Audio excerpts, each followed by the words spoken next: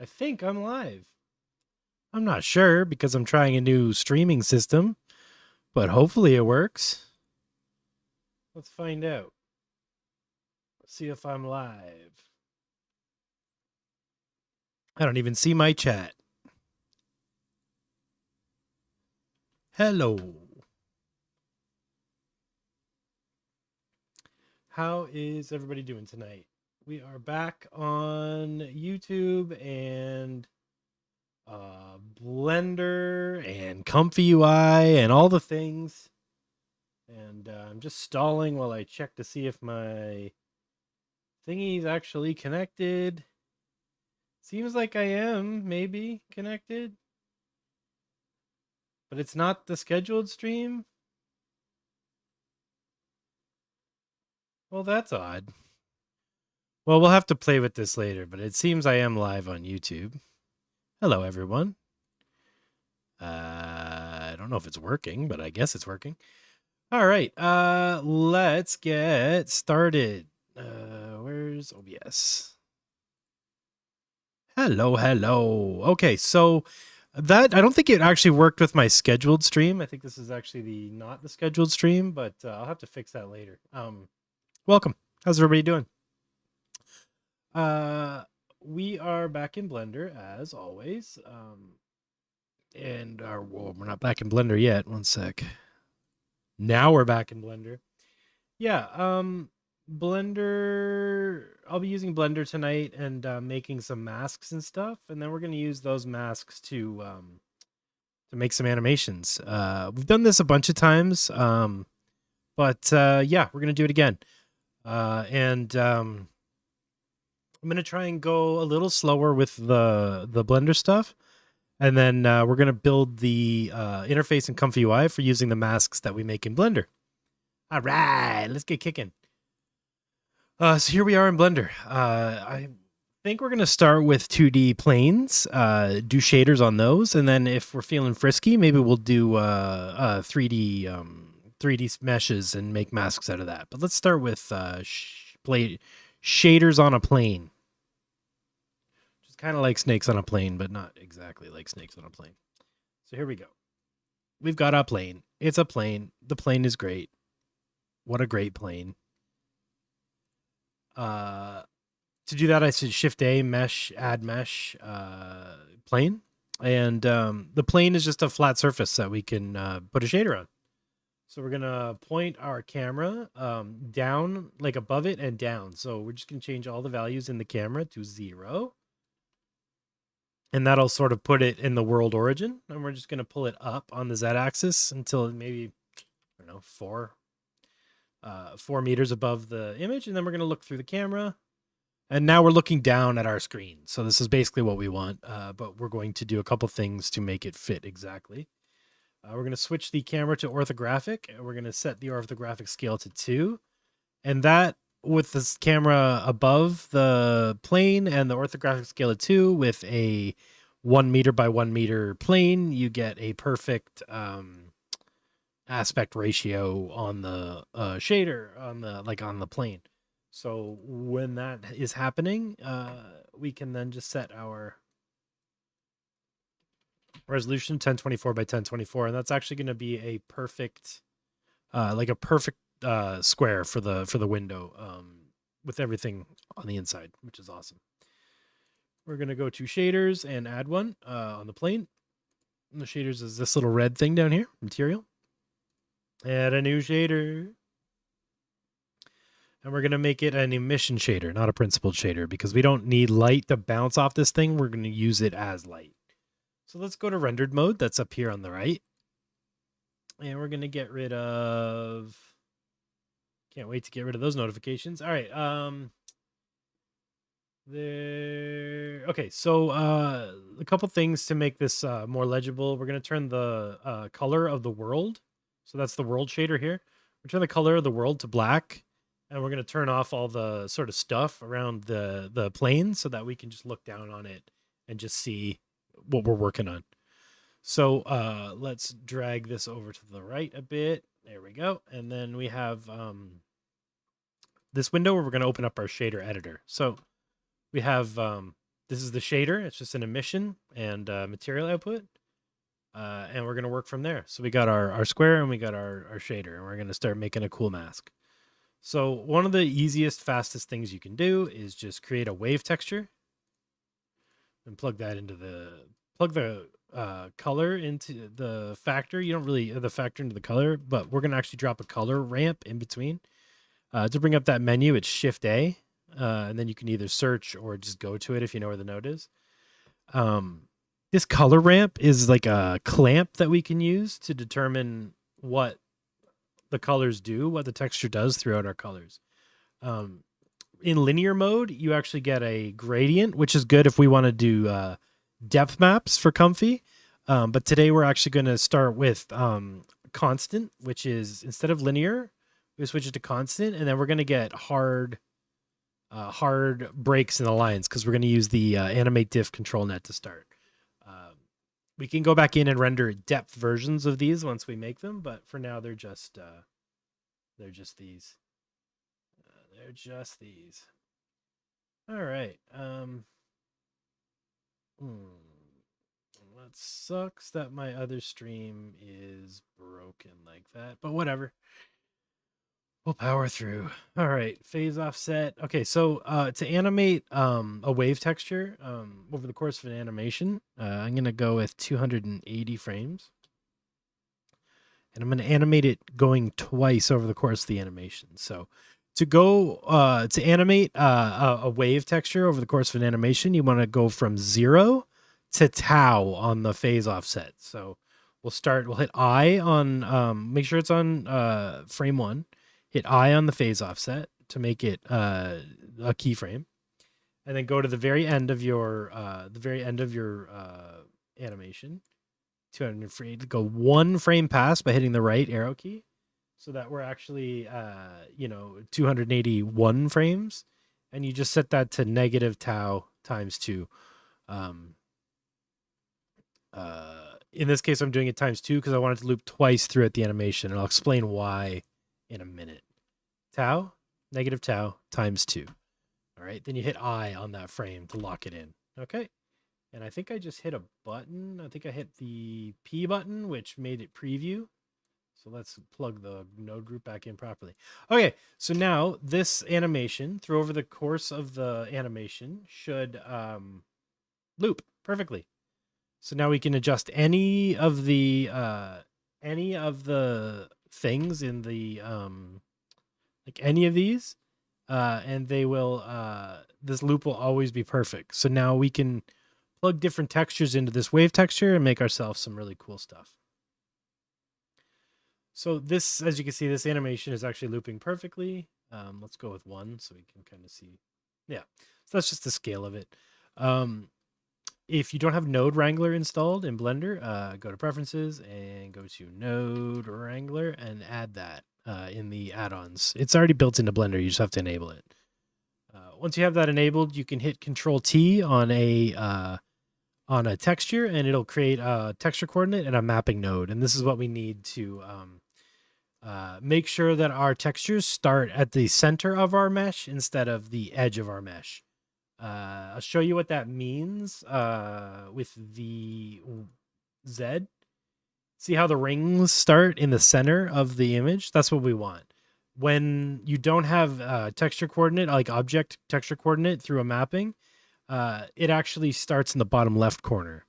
So if we want which is fine too, but if we want our animations to be centered, we have to make sure it's in the object settings in the center. One other thing for setup is in the render settings, go down to color management and change it from AGX to standard. And that will make it actually go 0 to 1, black to white. In AGX mode, the whites are sort of dimmed a bit. It's like a color map or whatever. It's for more like when you have natural light in a scene and you don't want the whites to be white because nothing on Earth is like properly white. There's always a bit of grayness to it. But here we want 0 to 1. We want black to white. So switch your color mode to standard, and then we're back to thing here. So these are my settings for the wave texture if you want to follow along and do the exact same thing I'm doing. Here, let me zoom in real good on this so you can get a screenshot. I hate it when Blender YouTubers don't let you get a good screenshot of the thing we're working on. So there you go. I'll leave that up for a second. Yeah, grab a screenshot and then throw it in another browser and copy it over. All right. So what we want to do with this now is start plugging other textures in to disrupt the wave texture to make it look cooler. So let's grab the nodes after it and move them over to the right a bit. Create a new node called a math node, and you plug that in between here. You can just drop nodes right on the noodles and it will route them through. So now I made everything disappear because the math node is adding 0.5 to everything here. So if we go down, you'll see up. See, we're adding to the texture and removing it. When we add to a black and white texture, it turns white. When we subtract from a black and white texture, it turns black. What we want to do is add in a different texture. So let's add in a Voronoi texture. Let's see what that does. And let's give it the same mapping. Now we got these cool little bubbles because a Voronoi texture is it looks kind of like cells. It looks kind of like, looks kind of like cells. I don't really know how else to describe it. There's a few things you can do. If you switch to smooth at F1, it takes a little longer to calculate, but you get much smoother bubbles. If I pass this, let's remove the math node and we'll just plug this straight in here. So now we're just looking at the Voronoi texture through all this, through the color ramp. So we can see it's the black and white. So that's what a Voronoi texture looks like. That's randomized. If you unrandomize it, you see it's just a grid of circles. And then you randomize it and turn it into goo. You can increase the scale, decrease the scale, do all that fun stuff. But then when it's plugged together into here, we get an actual connected animation. This is how I do a lot of my masking, is just plugging stuff in and seeing what looks cool, trying to figure out why it looks cool, see what I can do to make it look better or worse, and move on from there. Yeah, and you can just play with all these because our phase offset is looping. Everything we plug in here, everything we do here is always going to loop because this loops. If we were to do some sort of animation on the Voronoi as well, you would have to have it in unrandom mode, and you would have to make sure that that animation is also perfect by maybe dragging it across the x-axis or doing something else. You'd have to disconnect it from the texture so that you can move it without it affecting the other one. So you'd have to set up a second mapping, which is really easy. You literally just take the same texture coordinate, you set up a second mapping node underneath it, right? Send our object texture through both of them, and then we send them out to separate devices. And what this can do is, instead of the mapping controlling both textures, they can only control one texture, which means you can get some really neat parallax effects by just having one texture dragging over another one. So, like, what's a good example? Yeah, that's a pretty good example. Now the wave is moving through the Voronoi texture. So you get all these cool little like logic gate looking things. And you can change all these and all the they all do different things. They all look different. If you want to see what they look like without any of the stuff, you can just preview the node by unplugging or just plugging it straight into the color ramp. And then we can just, when you play with it, it'll show you what it's doing. So 3, normalize, randomize, smoothness, play with it, find out what they do, and then, do stuff with them. So let's make some cool stuff. Get rid of the Voronoi. Let's plug this back in. We got our little thing. I'm actually going to use Y, I think. I want it to be like opening. Let's see what that looks like. Yeah.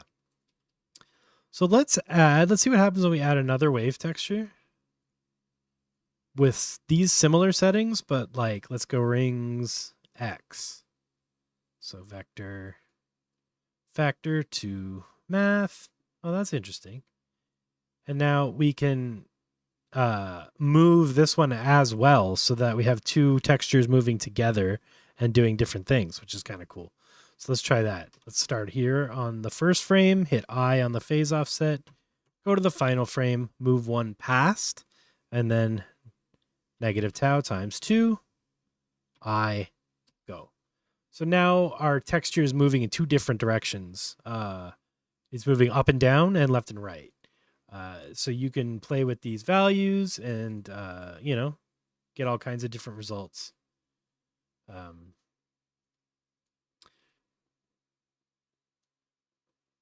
That one's kind of cool, actually.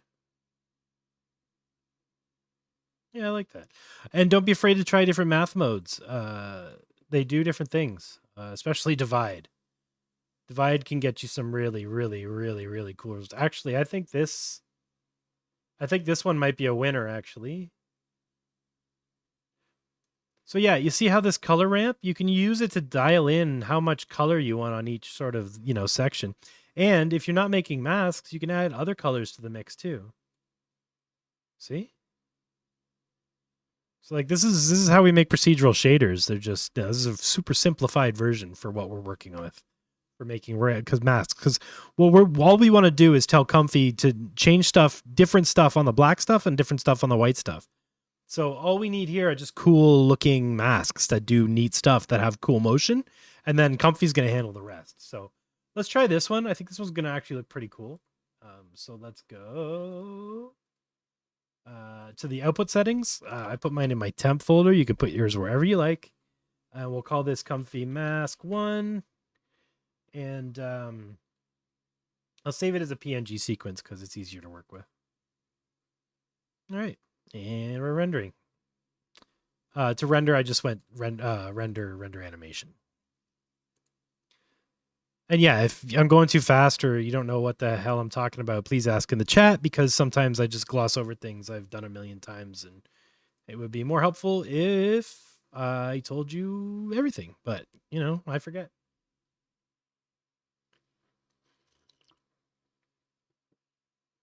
All right.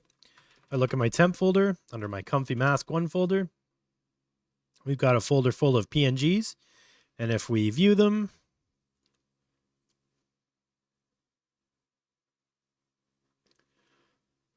we got an animation. And that animation loops. It also loops twice, which means when I'm doing iteration, I don't need to do all 280 frames, right? I only have to do half of the frames. Then I can only do half the frames at double speed, and all of a sudden I only have to do a quarter of the frames that I had to do otherwise. And this matters when you're doing AI stuff because the more frames you have to do, the exponentially longer it takes to render your animations. Well, not exponentially, but longer it takes because you just, every frame takes a little bit of time. So we're going to save this as YouTube textures 2024-01 26. That's today. Okay, cool. And let's get Comfy going. Comfy AI, Comfy, load it up. I'm not already running, right? No. Okay, we're starting up ComfyUI. Hey, history is absurd. What's up, Christopher? What's up, Corey? What's up, Andreas? What's up, Dan Vaman? Yeah, sorry it's not on the right scheduled thing today. It was my first stream with Restream, so we're trying it out. Should be streaming in many different places tonight. Unfortunately, for my YouTube, it's not in the right YouTube video, but I'll fix up the descriptions and try to get it into the right playlist tomorrow. And yeah, hopefully it'll just work out. I think it's because I had another scheduled YouTube thing in there from before. So hopefully I can remove that and then it'll just work going forward, hopefully.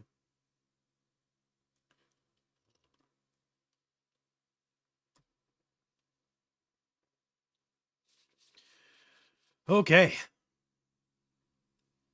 There's Insight Face crashing again. Someday I'll figure that out.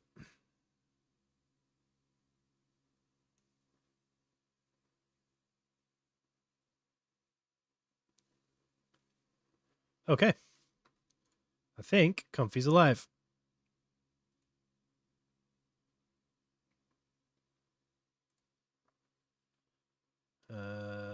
Comfy.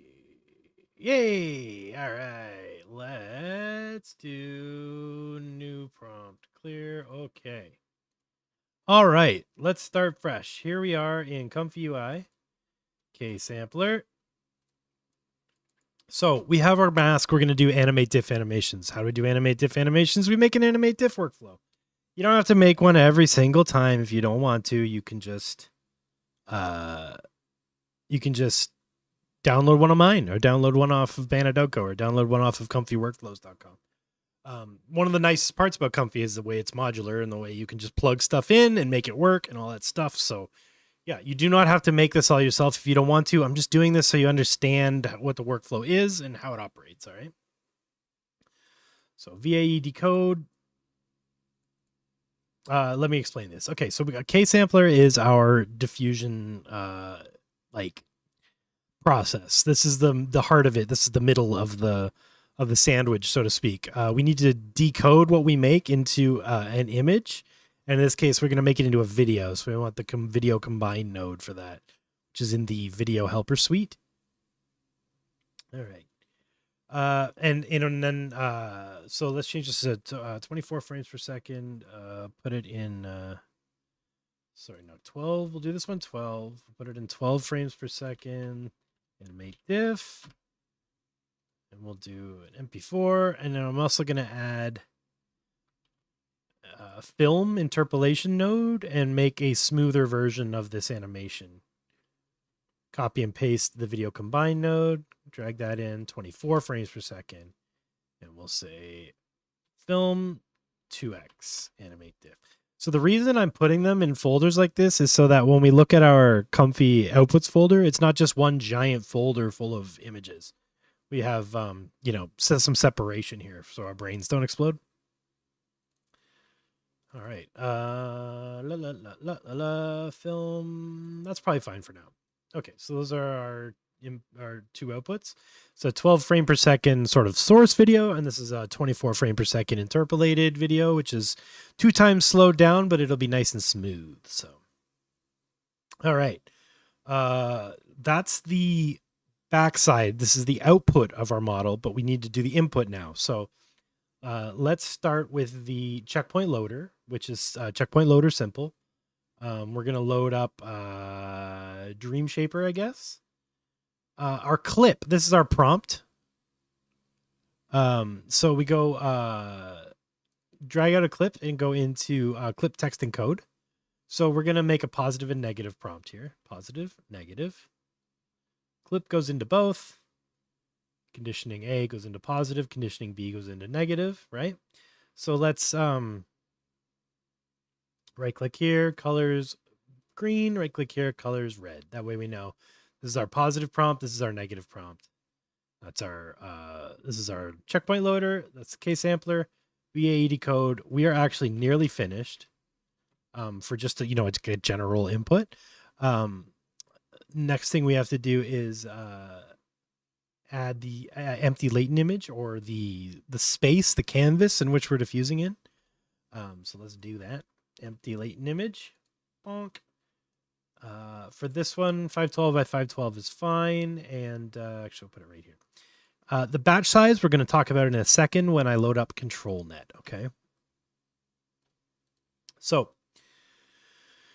right now, this will make an image, but we need to make an animation. So we're going to add AnimateDiff, which is the AnimateDiff loader with context. And we're drag out of context options and add an AnimateDiff uniform context options node. All right. These two nodes will allow us to make animations out of what we're making. And the model is actually goes through the model. So model into the front, then a model comes out of here into the K-sampler. All right. Yep, that's it. So we are now AnimateDiffed up. This will do AnimateDiff stuff. But the other thing we want to do is add ControlNet so that the mask that we made does something. So let's add a ControlNet apply advanced node. Okay. Out of the ControlNet, we're going to add a ControlNet loader advanced. And I'm going to choose the LooseControl ControlNet. This is the one I'm going to be using tonight. I really like it. It's weird. It's cool. I like it. All right. Conditioning. Just like we went through the model, the conditioning goes through ControlNet. And you have to do this correctly or else we'll see what just happened there. When I plug this in wrong, now my negative would be going to my positive, which means this would be the positive prompt, which is not what you want. So let's eyeball this. See, I've got negative going to both. Not good. Not good. Okay. Positive to positive, negative to negative, positive to positive, negative to negative. This is the way right here. The other thing we need to do is load a video and pre-process it. So we're going to use the VHS load video or load images path. Because I recorded a PNG sequence for the animation, we can use this. So I'll go to my folder, find the folder, Comfy mask 1. Okay, copy the path, just paste it in the top. And what I'm going to do is I'm going to tell it to load. So I just have to do a little bit of math here. I want it to go twice as fast, and I only want to load half of the frames. So half the frames at twice the speed is actually a quarter of the frames. So 280 divided by 4 is 70. So I want to generate 70 frames. So I want to make the image load cap 70. So it's going to go through, load 70 images at twice the speed. Okay. What are we going to do with those images? We're going to turn them into nothing because we don't need to pre-process them for this ControlNet because they're already black and white masks. So image goes to image in ControlNet. And this integer here that comes out of load images, this is the integer that tells you how many images there are, which is what we need for batch size, right? So let's remove batch size here and change it to an input. So you right click on the node, change batch size to input. Then we drag this integer and plug it into the batch size. So now it knows when it generates the video, the size of the video will be the amount of frames that we're pulling into ControlNet. And the other thing we can do is take this image out, add another VHS video combine. But on this one, we can turn the output off so it doesn't actually save the outputs, just so we can visualize what we're putting in here. So we'll go 24 frames per second. We'll say source, AnimateDiff. It's fine. Doesn't matter because it's not getting recorded. It's not getting saved, so who cares? All right. Video combine, ControlNet. Okay. If I'm right, this should just work. So let's try waves crashing against a beautiful beach at sunset. Miami Beach. Beautiful Miami Beach at sunset. Let's try that. So 70 frames, Dream Shaper 2, 512 by 512. ControlNet's at 100%.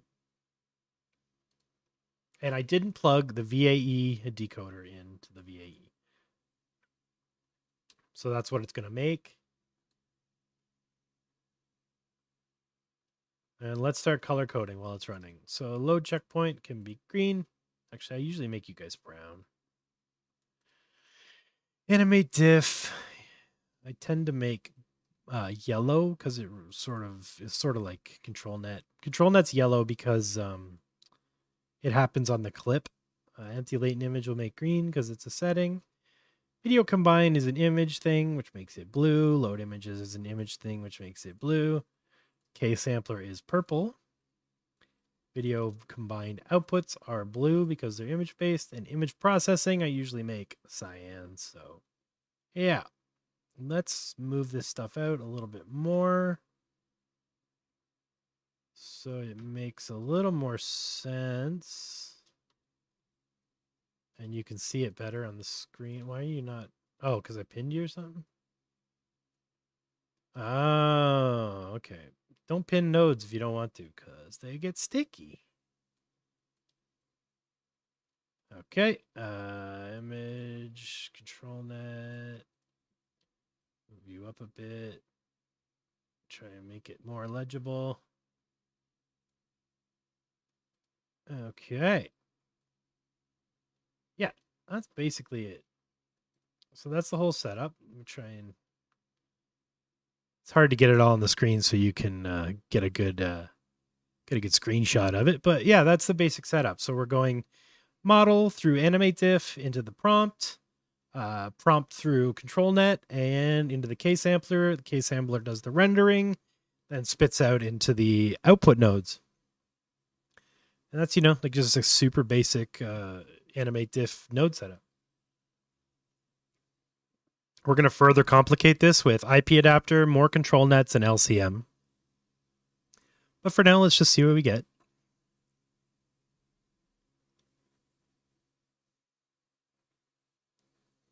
And if you are really just previewing outputs and you don't want to save a bunch of files to your hard drive for no reason, you can turn off the save output on these nodes. But I mean, these videos aren't huge.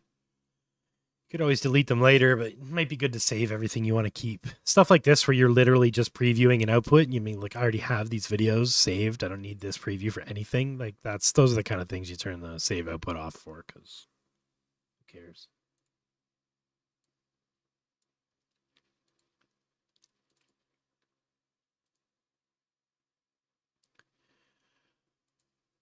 Oof, all right. That's a bit of a speed run. Oh, I'm missing some of my chat here, I think. That's not fun. Oh, wow. What mod was for the titles on the nodes? Oh. That's, if you go into the manager, ComfyUI manager, it's actually right here. Badge, nickname. That lets you know what node group they're in. Yeah. Can you output to 4K? Okay. Technically, yes, but the amount of VRAM you would need to do that is not achievable by consumer methods.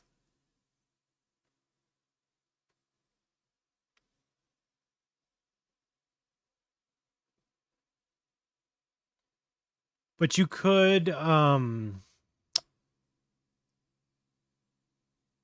always upscale to 4 and 8K with like Topaz and stuff. So with AI, it's really about just getting a good result around,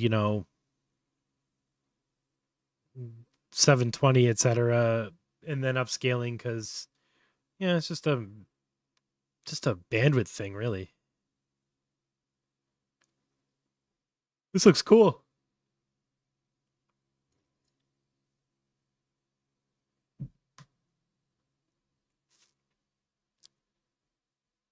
Yeah, for sure. Whoa. All right. So yeah, as you can see, I mean, it literally did what we asked for. In the white, it's the background. The black is the foreground. And got these crazy waves from this crazy mask. So you can just keep making masks and just keep making renders. So what if you want to increase your iteration time? Like, that took a while. I mean, it was only 70 frames, but it did take a while. Let's add LCM to the mix and see how it looks, all right? So we got our model. We want to come out of model, and instead of into the AnimateDiff loader, we want to go to load LoRa loader.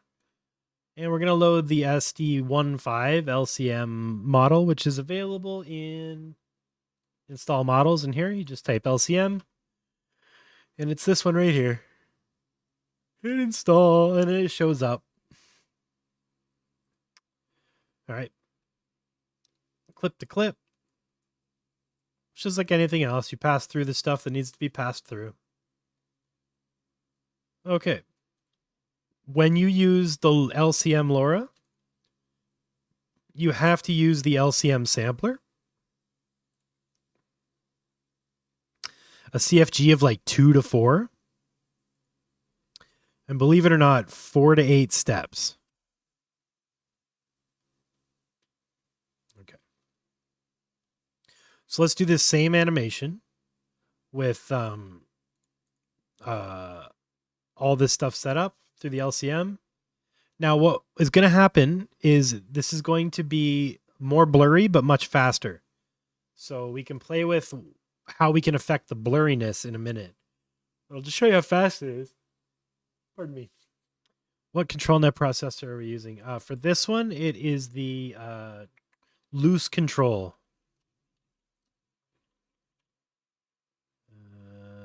this one.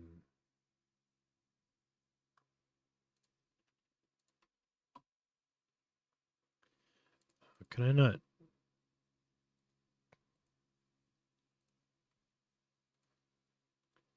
So what it's normally used for is taking, like, you see how these animations are just depth maps, and it's doing what is happening in the depth map with the prompt. We're kind of abusing that to do this with the masks. So it's not exactly what it's used for, but that's one thing I find about ControlNet is, like, using it improperly is really quite powerful. So just try stuff. Hey, Luca.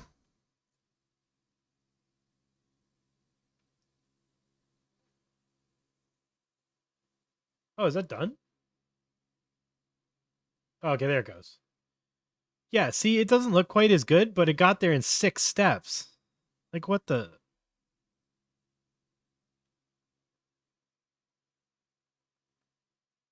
Actually, it looks pretty cool.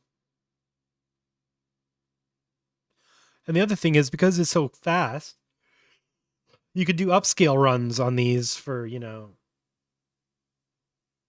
Ooh, I really like that. Let's try an upscale run on that. So add a second case sampler. And take the latent out from the first case sampler and add a latent upscale by node. And then just, you can just leave it at 1.5. So if this animation is 512 by 512, 1.5 times that is 768 by 768. So we'll get a, you know, larger run.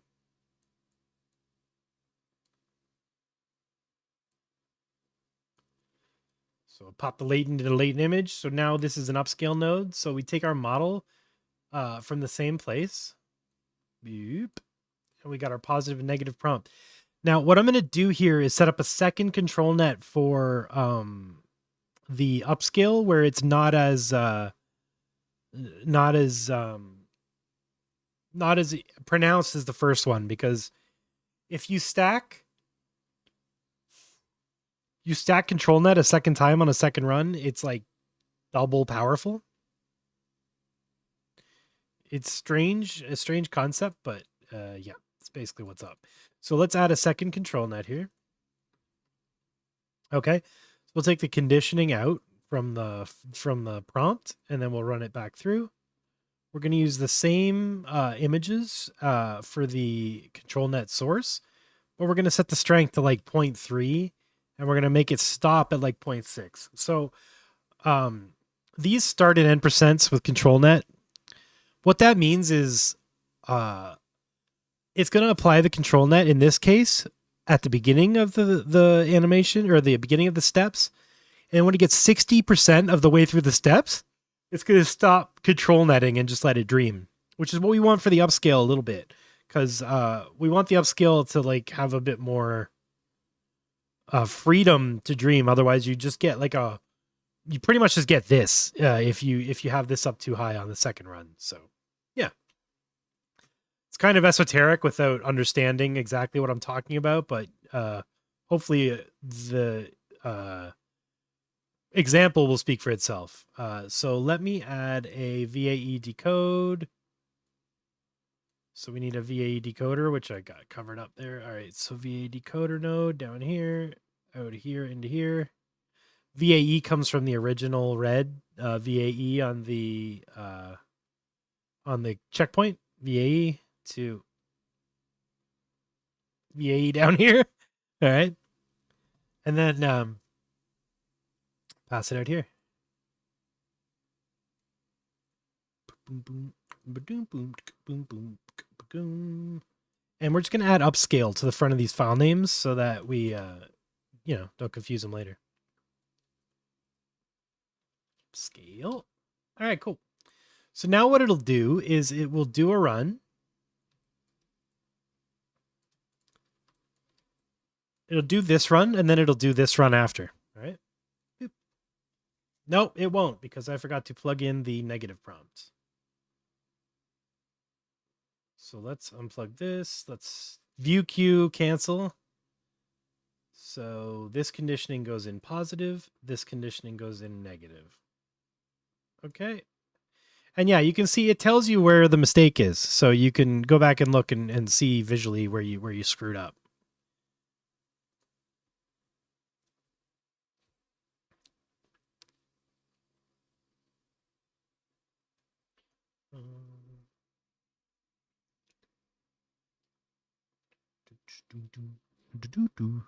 Creo workflow going with control nets and checkpoints. Yeah.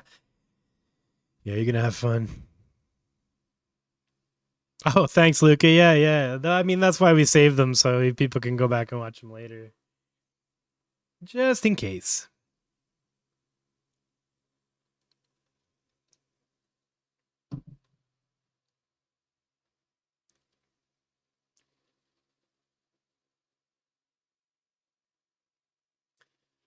Boom, boom, boom, boom, boom. So when this is done, it should then hit the upscale. So let's just clean up some of these colors here. BAE stuff is red, upscale latent, purple, I guess. BADQ is red. Okay, cool. Colors.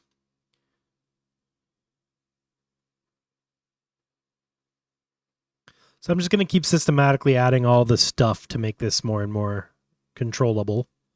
I've already got 2 control nets kicking. Well, technically 1, but 2 copies of the same one. So now it's upscaling this run. We'll see what it makes.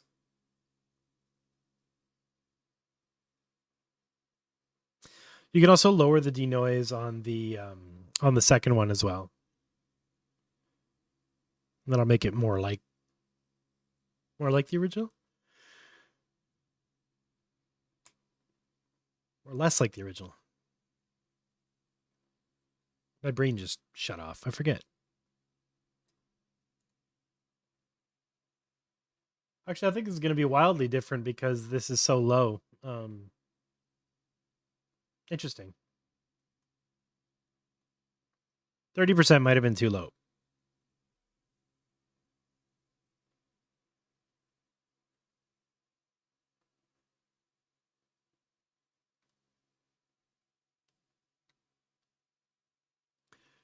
And you can change the control net on the first one too. You can add multiple ones. Use different inputs as long as it's the same source video, you know, like I could generate a depth map version of this mask by just changing this to ease. Right. Now we have a nice gradient on the edges.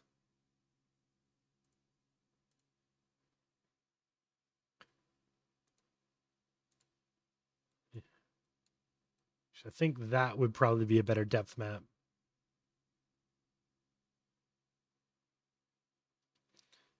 And if that was linear, or not linear, constant,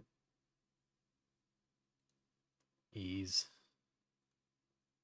So yeah, we can generate all kinds of different stuff without even having to pre-process it. But of course, the beauty of ControlNet here is we have preprocessors. So if I want to make a depth map for this, I can just make it in Comfy. It won't be as good though. Excuse me, it won't be as good as a Blender one because the Blender one will be a lot cleaner. Won't have as much flickering and weirdness. This is going to look nothing like the mask, I think. I'm not mad about it. I just think it's going to be weird.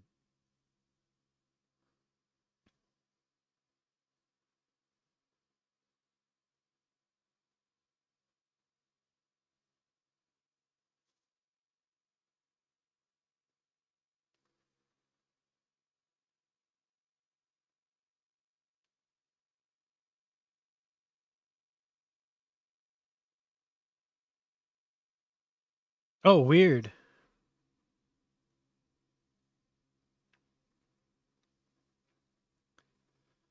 You can see what where it's just stopped control netting. That's trippy. I don't hate that. It's weird though.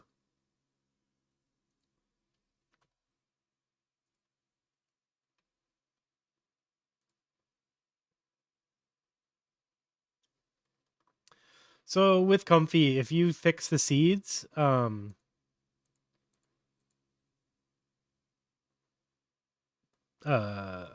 think actually this one already changed, but if you use a fixed seed, it's only going to change. It's only going to render again if you've changed something that'll make it render. So in this case, if I had a fixed seed on the first render and I didn't like the upscale, I could change the randomization on the upscale and then just keep running it from that first render. But because I had it set to randomize when I ran this first one, it's actually changed the number. You can go in, I think, to the file in the EXIF data and find out what the seed was, but it's not that important for what we're doing here. Okay. Let's do some IP adapters nonsense. Okay. ControlNet is great for controlling the composition of your clip, but what if you want to control the style of your clip, right? Let's do that with IP adapters. We need the IP adapter apply encoded node. We're going to build a little IP adapter node tree here, okay? IP adapter encoder into the encoder apply encoders, okay? Image 1, we need a prep image for clip vision. All right. Set the cropping to center. We're going to load an image.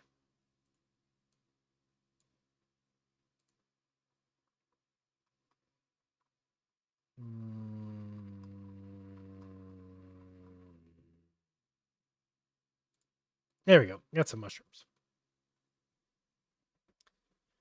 Turn plus on. Okay. We need to add our loaders. So clip vision loader. We'll use the SD15 clip vision because this is SD15. Need an IP adapter loader. Same deal. We're going to use the plus, IP adapters plus. All right. That's it. That's the IP adapter stack. The model comes through. So I think it goes before LCM. So we'll go checkpoint model to load LoRa. Okay. So if I am correct, it's kind of like that. So what this does is it allows us to take an image, have the AI look at that image, and then infuse that style into the animation. So I'm going to disconnect the upscaler for now because it's just wasted time. And I'm going to say mushroom waves in the jungle. And if I am right, this should do this, but with that. So just make sure all my settings are right here. Looks good.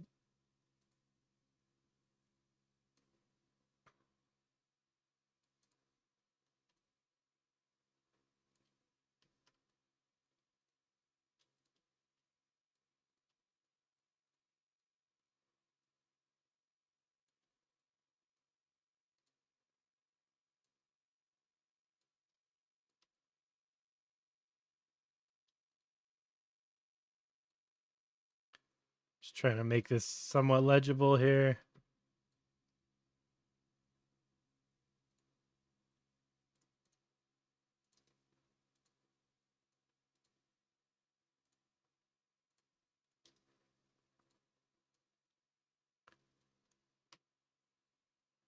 Okay. Yeah. Hopefully that makes sense. If not, join the Discord and ask. It's all good.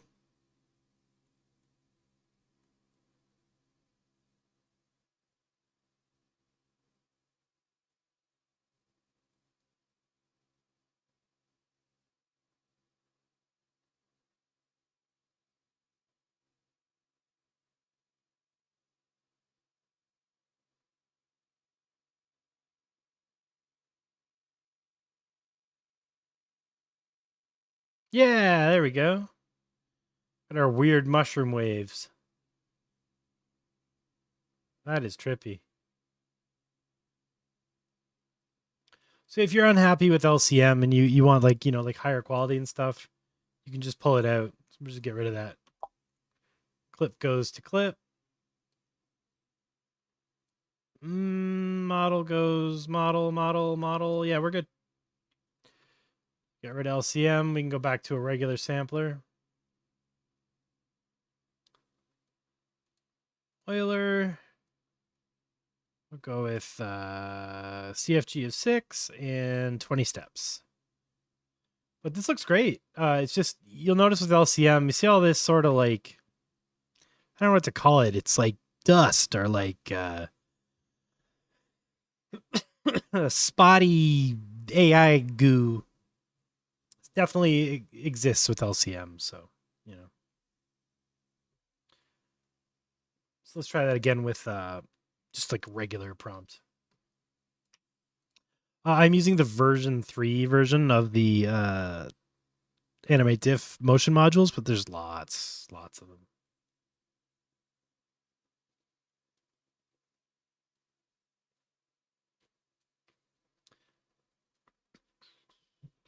But you can see how IP adapters is just completely overpowered in the sense of infusing style on your images, right? Because you noticed it had 4 inputs, right? So you can put a person, clothing, setting, and like just general style or palette as the 4 images, and it'll just kind of figure it out, man.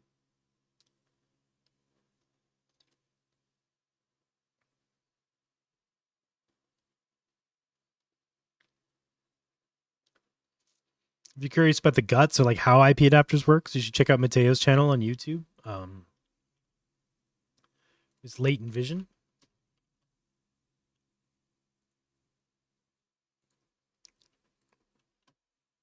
He's got lots of videos on how to effectively use IP adapters because he wrote the Comfy plugin. Yeah, that's a flex.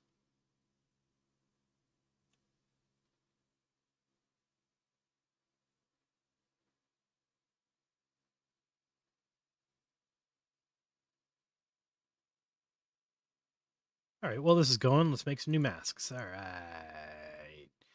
Hit the little shield to save your thing, and then just hit this little thing, the like copy button here, and it'll make a new patch. So we can go back to the old one or just keep going.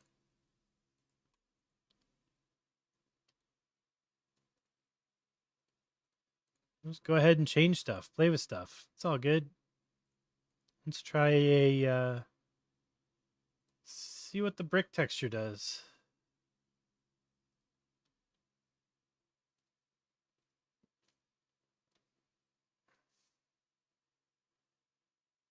Nothing. What if we divide? Ooh. Whoa. Oh, is that because it's so... Yeah. Oh, that's trippy. I have a feeling that would be a very bad mask.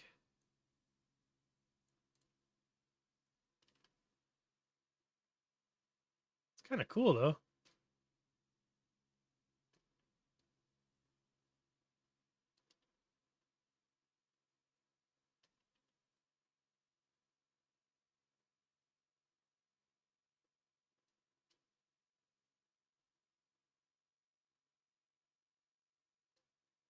This is kind of cool.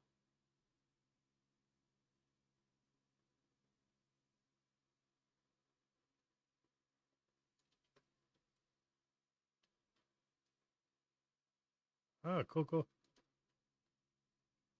make them like little pills.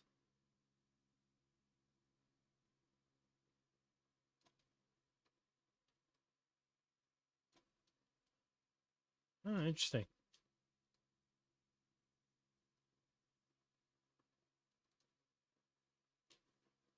Do I know what I'm doing? No. Does it matter? No. Change stuff until it looks cool.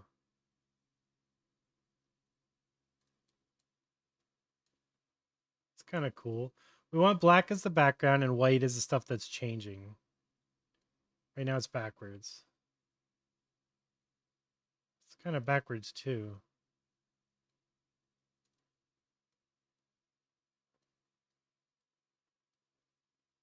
That's better. Crazy. All right, X. I kind of like that. It's kind of neat. I don't know what it's going to make, but it's kind of neat.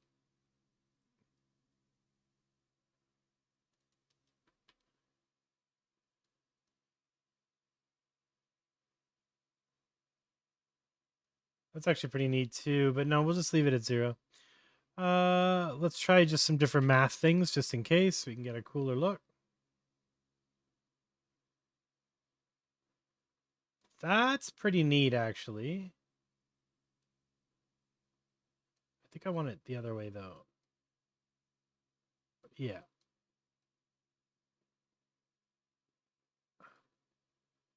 That's pretty cool. Yes. Also, the 1080 Ti doesn't have enough CUDA cores and the RTX cores, so it's pretty much always going to be pain with AI stuff. You really need like a 2060, 3060, 4060 to you need those RTX cores to make it work. Those are cool. I'm actually gonna render this mask because I think it's gonna be weird. Comfy mask 2 render. Let's see how our thing's doing. Yeah, the non LCM ones do look a lot better.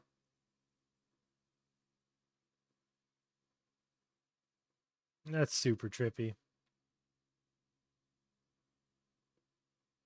You'll notice it's a perfect loop too, which is awesome.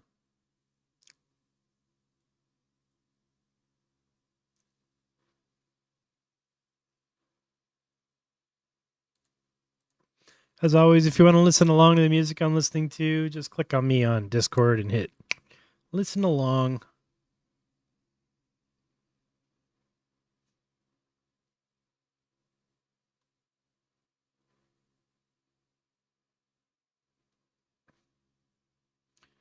So, mushroom waves in the jungle. Well, that's what I asked for.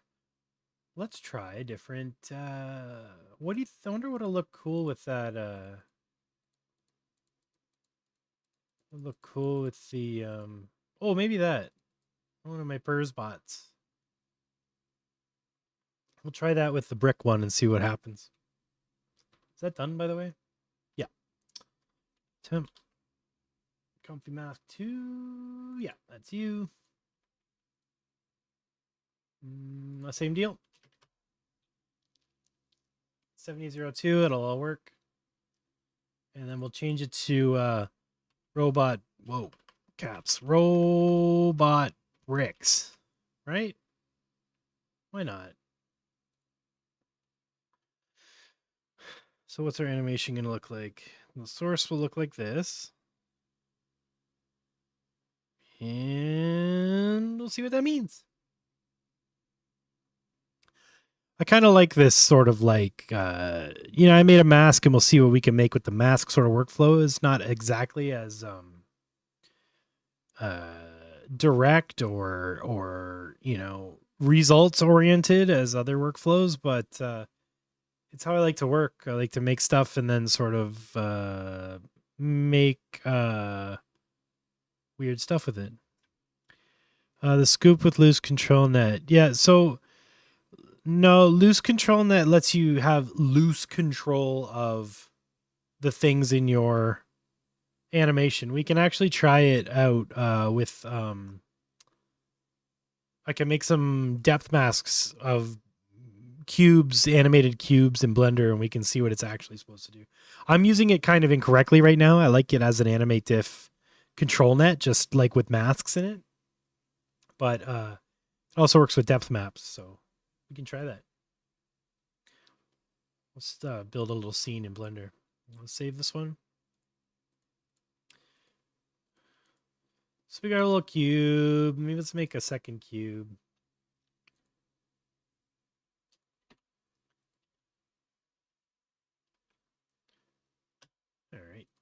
So what I'm going to do is, I think I'm going to make, let's do a 240 frame animation.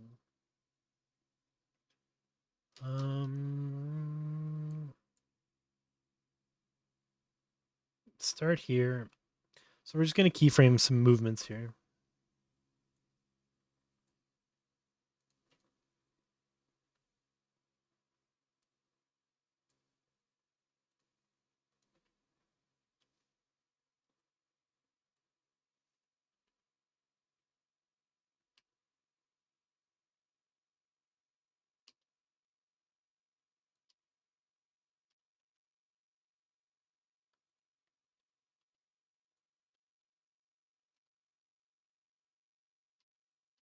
Up, up. And then let's make them both move in.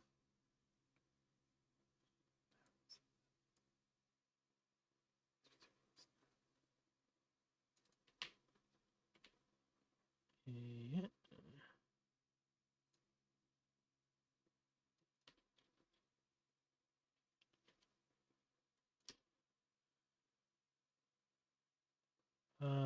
Hold on. 60, 30. 4, stay at 4 here. And then in. Yeah. Up, up, in. All right. And then let's move you to 2 or 3. Yep. And then, hey, Xlad. And then you, keep you here. 2, 5, 3, and then you up to 3. And then now we're going to go back to 0, 0. And you're going to go back to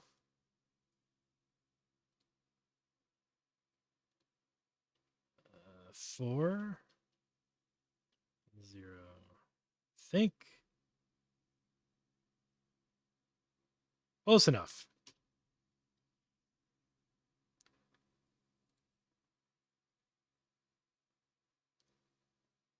Yeah, that'll be interesting enough. We'll make a 210 frame animation. And probably go twice as fast.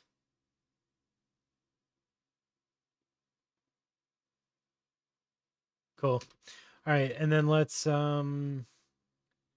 got to make this a depth map. So can I composite a depth map yet?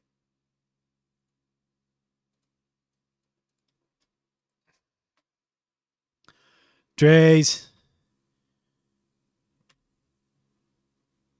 Oh, nice. Depth camera and recorder in Unity. Love it. That's really handy. Okay, I want to make... Oh, you know, I could just look at the Z pass, I think. Layout. Let's set up a camera. Back here. Camera. Yeah. And move you over to what, like 2? Kind of be dead center. And 1. Yeah.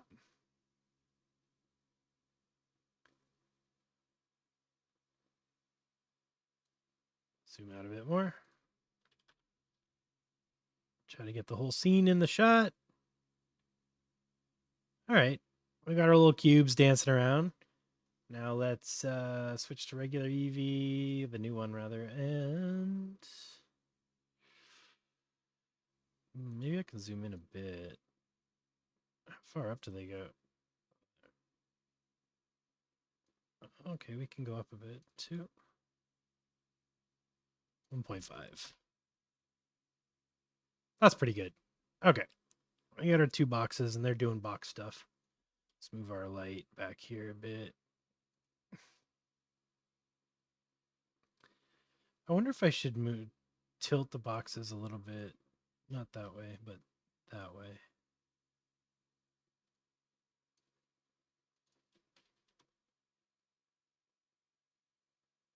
Do they intersect? Yeah, of course they do. Of course they do, because I made them touch. All right, screw it. It'll be fine. Let's get a depth map going somehow here. Yeah, how would I render a depth map on here, bud? Losing my mind here.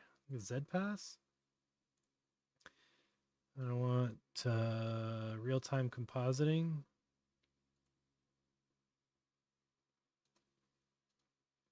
Do we have real-time compositing in Eevee Next?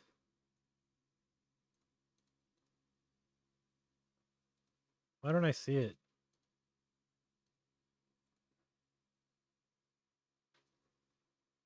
Blender, you've gotten so weird. I could have sworn we had real-time compositing. Did they move it?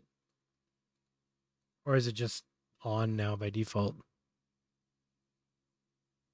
Okay, whatever. I want to see the depth pass. Compositing viewer node? No?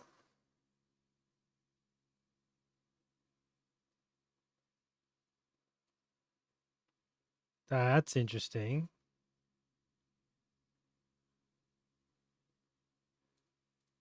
Why are you so weird these days, Blender? All right, well, I got my Z. If I want to render my Z, I just need to render a depth map in Blender. It never used to be hard for me. Now my brain is just shutting off completely. Maybe it's a Blender 4 thing.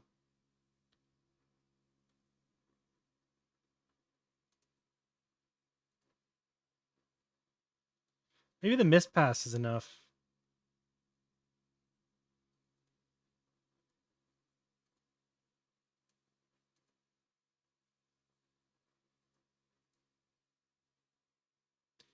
That's so weird. I could have sworn there used to be a checkbox up here for real-time compositor.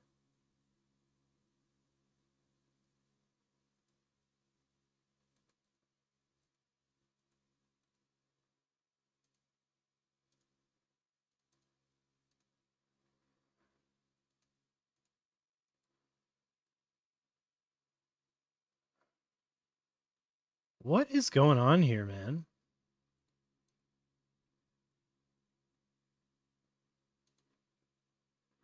Feeling real dumb right now.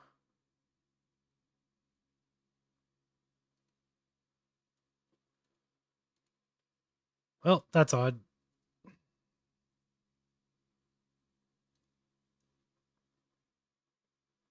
If I just want I just want to see the mist pass. That's all.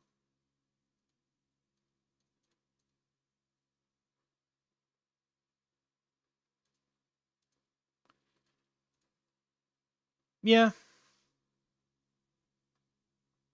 I don't get it. I think they've changed some stuff in Blender 4 and now I'm just confused.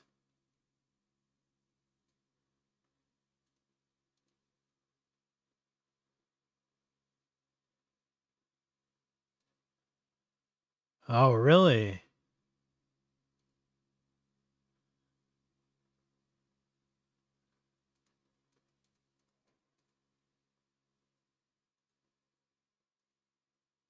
Experimental, you say?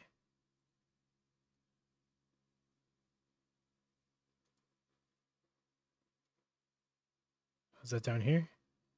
No. Where's the experimental settings? WTF?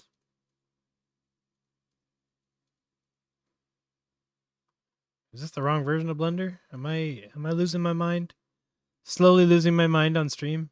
Think so. I swear I've seen what you're talking about. I just don't see it here.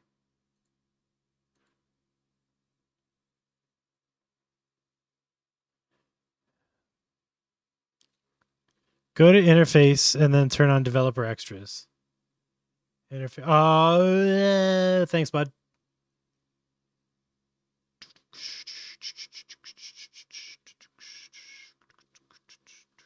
Experimental compositors?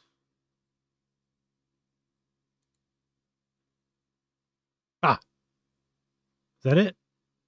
Hey, Jeff. It's cool. I'll just lose my mind on stream for the next 2 hours. Experimental compositor, yeah.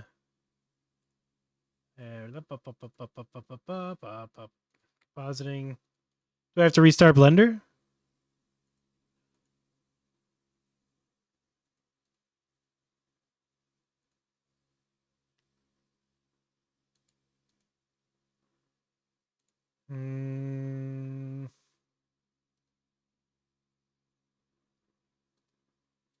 Maybe I gotta restart Blender.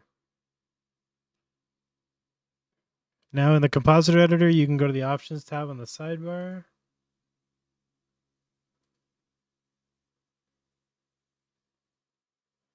Top right in overlay.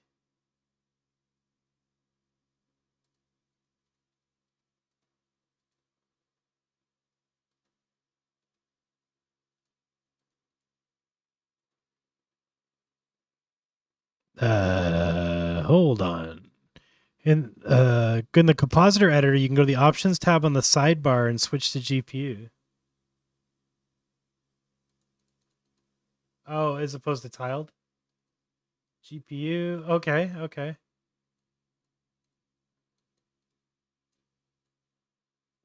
Still can't see that mist pass though.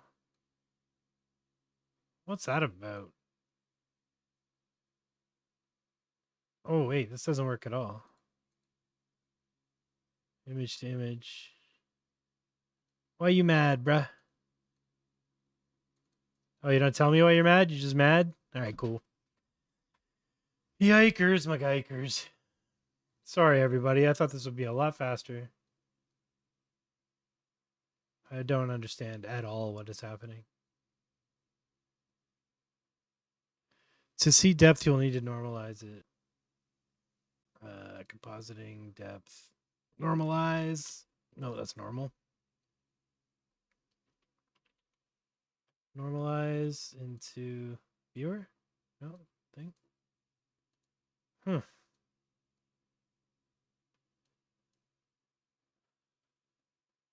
If you go back to 3D view, you can now go to the overlay settings.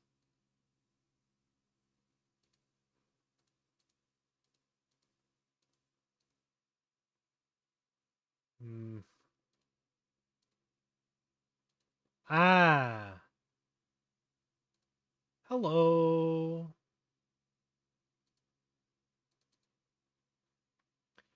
I just want a depth, baby.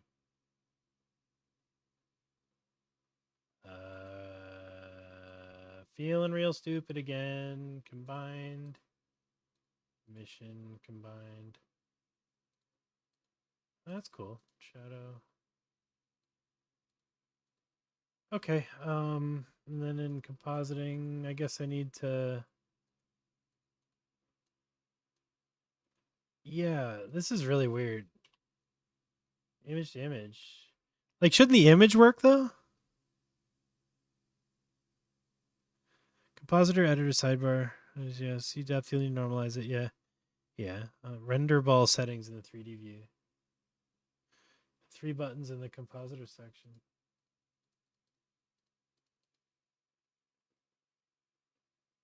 What?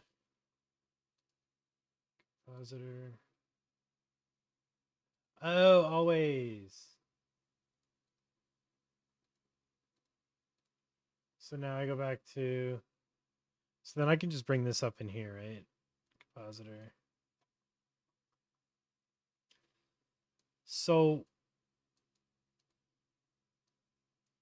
should we not get something though?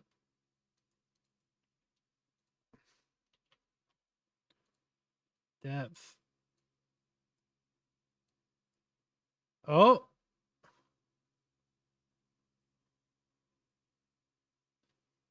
Okay. Mist maybe? No, not mist. Depth. Oh. Oh.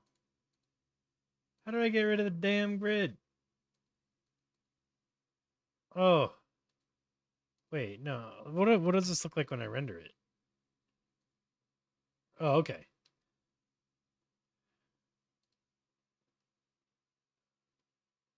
Maybe we try like this angle? At least they kind of look like boxes. Man, it looks like crap. Does it look like that? Okay, the render doesn't look like that. So I guess we could invert this.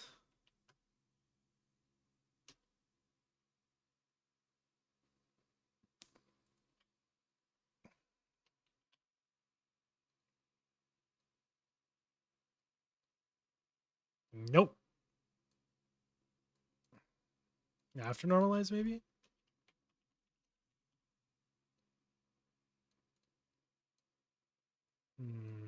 No, you go in here. Okay.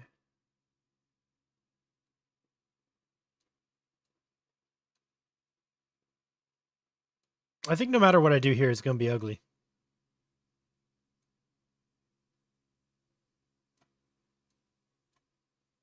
This feels all wrong. Ooh. Maybe that's better. Ah, okay. All right, well, we got our moving little boxes. Maybe that's enough. I don't know. I hate the edges. I don't know why the edges are so ugly. Oh, it looks like crap. How come? Oh, good. Now they don't exist. Compositing. It's need to go here too. Okay. And I think maybe not invert. Oh.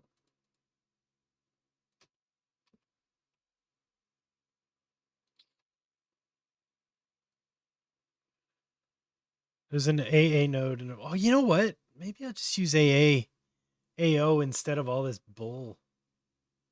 Let's just fake this. Screw all this. Compositing. I'm just gonna fake it.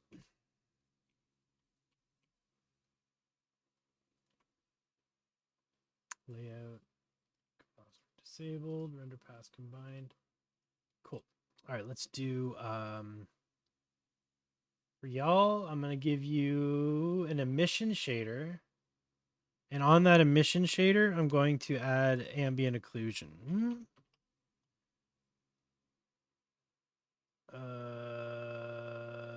Yes. But I'm going to bevel these cubes to get a little bit of love on them. Generate bevel. Let's get a little bit of that. Yeah, sure.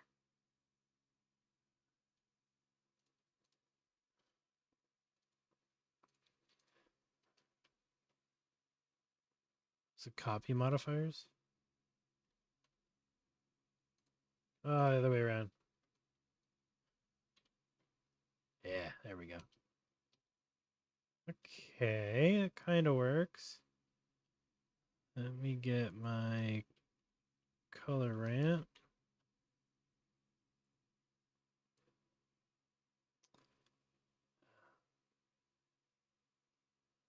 Maybe they need, what else do they need? To be in some kind of cube, maybe? It's hard. I want to get the edges, but arf.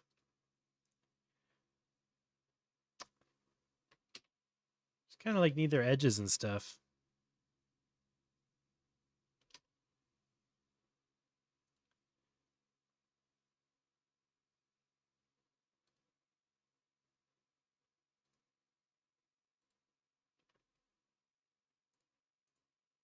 This is a rabbit hole. We went way too far down this rabbit hole. Well, that's pretty crazy.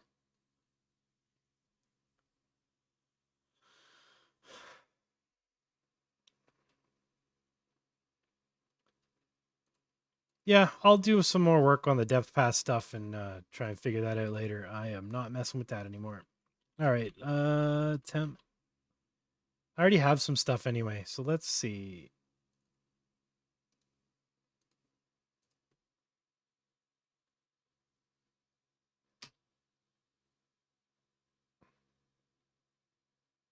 That might do something.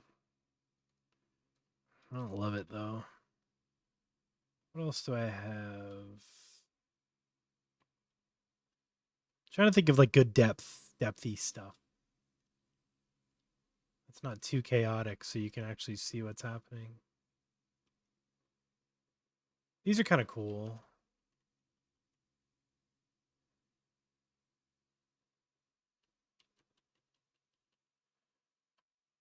I actually was curious what happens with this.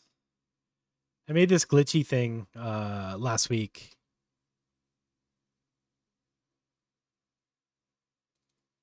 Yeah, we're running this. I'm dying to know what this does. All right. And let's get a cool skull picture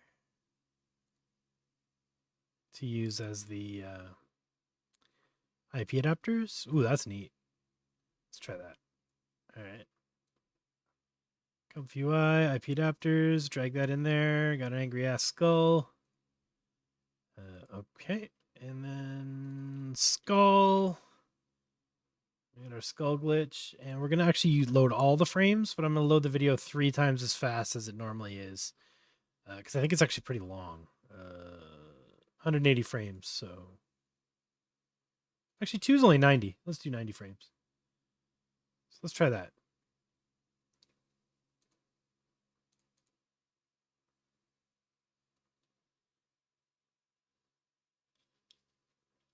Yeah, I will definitely fight with that depth stuff again.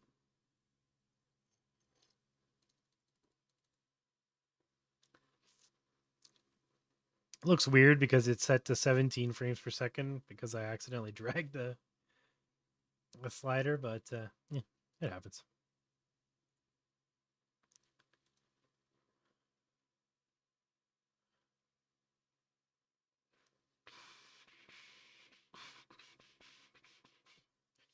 I don't actually recommend dragging and dropping because if your image has a comfy workflow in it and you drag it like 1 pixel off the place where you were trying to drag it, you can replace your workflow while you're working. So I only do it with images I know don't have EXIF data attached to them.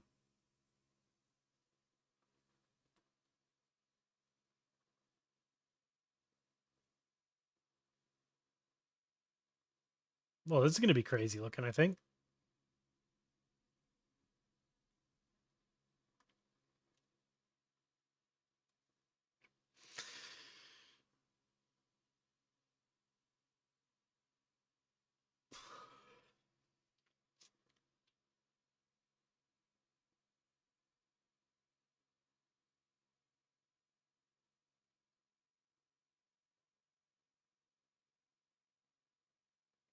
All right, well, we've been streaming for about an hour and a half. So stand up, move your legs, or don't. I'm going to while this renders. But yeah, stretch your legs. Get up. Move your body. Or don't. I'm not your mom. I'll be right back.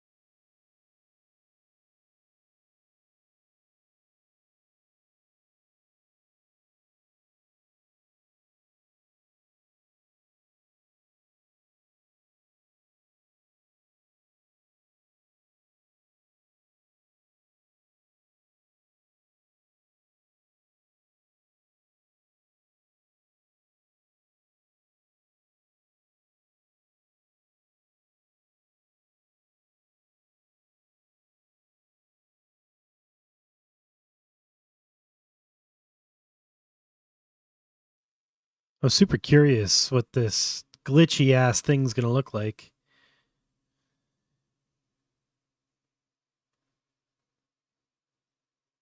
I suspect it's gonna be weird.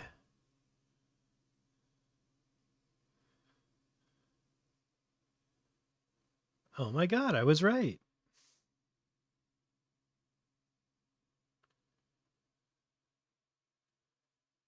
Crazy. Let's try it at like a full strength. Oh, it is full strength. Oh, interesting.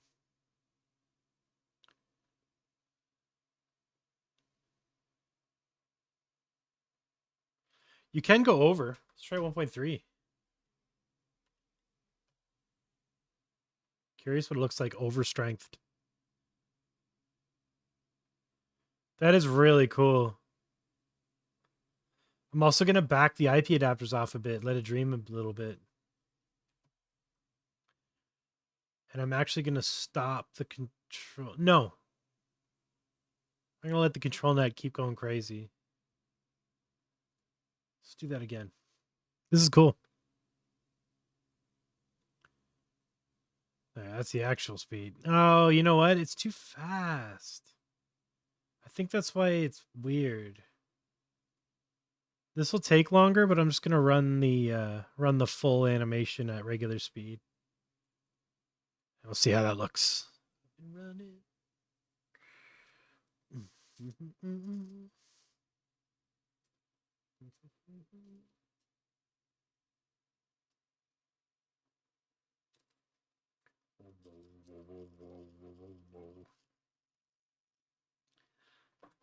The method I use to make this this animation, I've been working with quite a bit lately. It's actually using a parallax shader on a bunch of planes that are being instanced with geometry nodes. So this is almost like a carousel of screens, but the video is actually playing, I don't know how to describe it, like 10 feet behind each screen. So you just get this very strange, glitchy perspective when you spin them because the parallax is, parallax is activating as each plane goes by the camera. So yeah, it's just a really cool way to mess with footage you've already made. Maybe you can always find interesting ways in Blender of reusing your old videos as image textures. Because in Blender, any image texture, right, can be, or any image sequence can be an image texture, and you can just tell Blender, how many frames long the sequence is, and it'll just keep repeating that sequence. So that's, that video is being played back on like thousands of frames that are all, or maybe hundreds. Oh yeah, S mode is cool. I never got into it, but I've seen lots of amazing stuff done with that.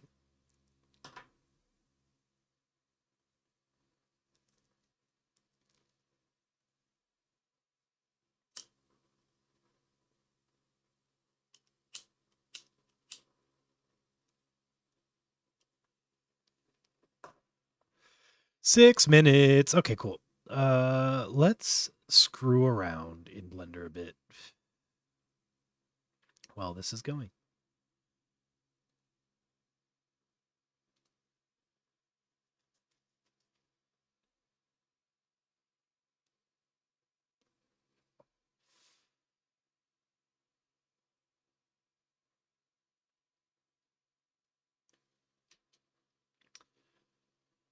This is actually a similar method to what I was doing with the plane,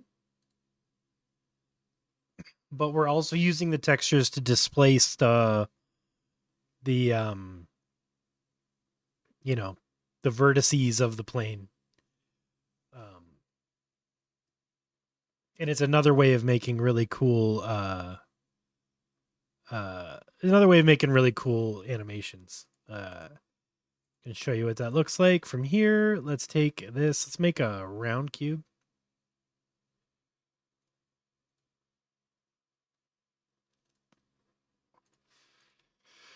Radius of 1, edit, subdivide, smooth, There we go. We have a ball. Shade smooth. Look at that ball. It could be none ballier. None more ballier. It's relatively low poly, so we can, yeah, there's a few things we can do about that. So we can either do this with shader, like vector displacement with the shader, or we can do it with geometry nodes.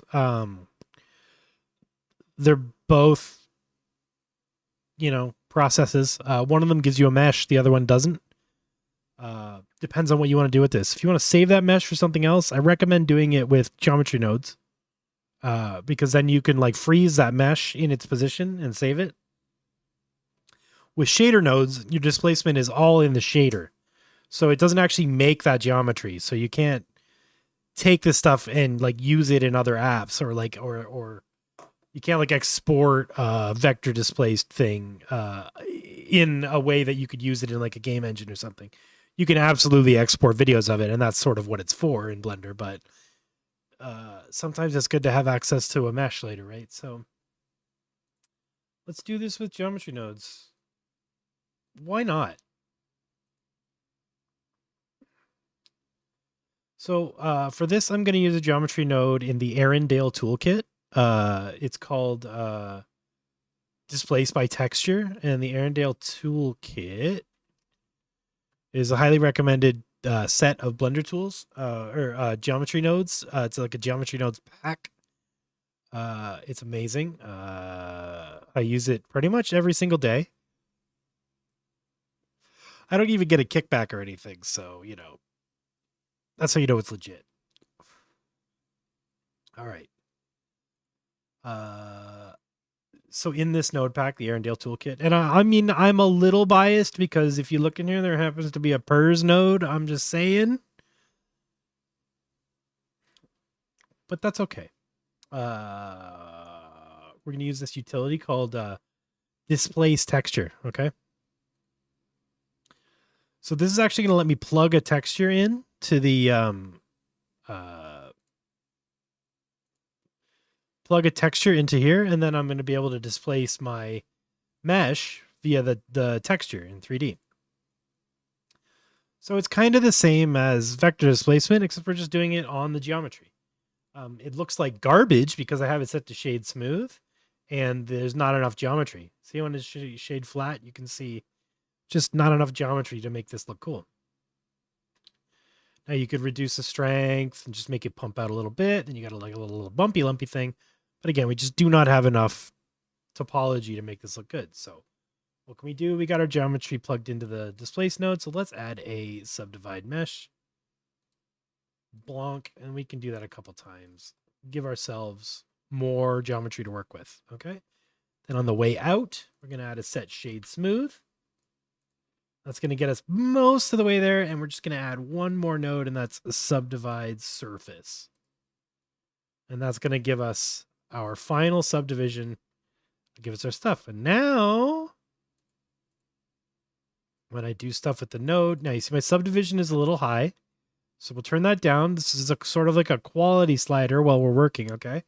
You turn this back up when it's render time, but for now, I want nice, smooth movement when I'm iterating and trying to figure out what this is doing, okay?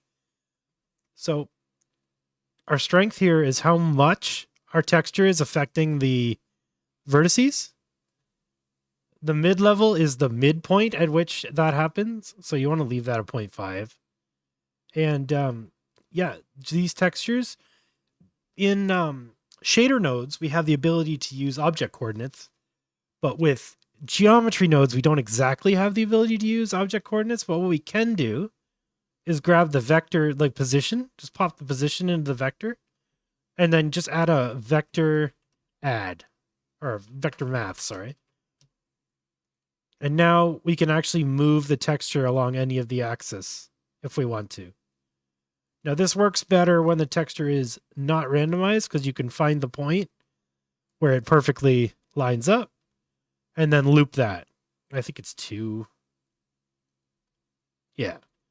0 to 2. That'll loop perfectly. You'll just get a big golf ball, but it'll loop perfectly. But let's think about how we did texture stuff before. We don't need to necessarily make the Voronoi loop, do we? No, we can just make a wave texture loop. Wave texture is the cheat code. So let's add a math node, because these are just textures. This is like numbers, floats. Pop that factor in. And now we've got this wave shape in our thing. So what can we do? Move that phase offset. What do we get? Perfect loop from 0 to tau. Tau is pi times 2. So let's bring up a timeline so we can see what the hell we're doing here. Let's just do a 90 frame animation for this one. We're just going to do it once. So 0, I, go to the end, 1 frame down, negative tau, I. Boom, perfect loop.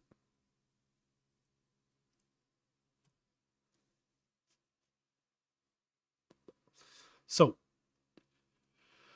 now that we have this looping, we don't necessarily need the ugly ass Voronoi to be not random, and we can get really cool shapes. Play with these settings, play with all of the settings, do things. There we go. Got our weird bulging Ferrero Rocher candy. Doesn't it look delicious?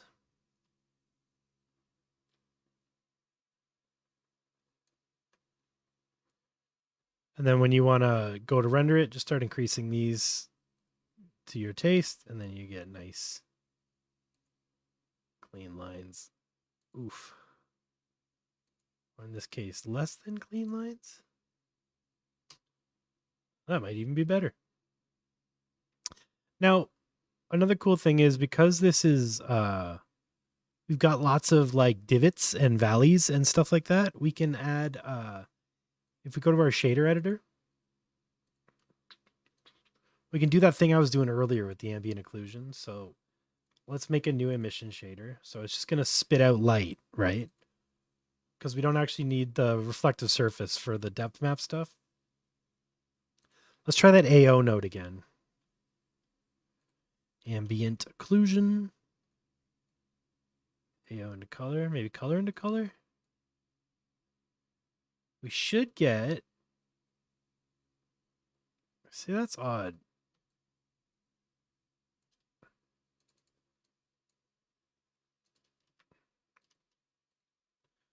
Oh, I know why. Wrong version of EV. Right? No? Oh, yeah, okay, it's kind of working. Now I need a color ramp.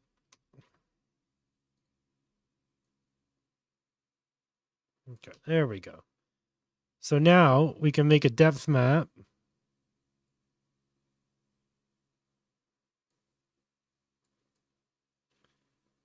It's a tough one. Let's try adding.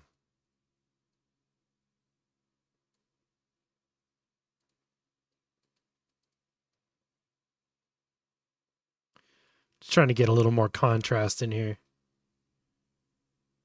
But you can see we get the actual divots where it's breathing in, and it's really neat. But it doesn't necessarily need to be an admission shader. So let's use a principled shader for this.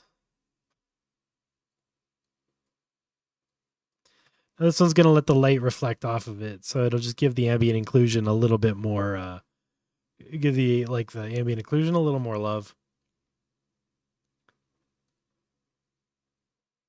It's kind of creepy as is. Let's get rid of that. Let's kill the... Ooh, spooky. And then when you want to render this properly, you can render it in like cycles and get like, perfect lighting and stuff. But we're just messing around right now in Eevee. I'm actually going to get rid of this too. That's fine. Make it metallic. Sure, why not?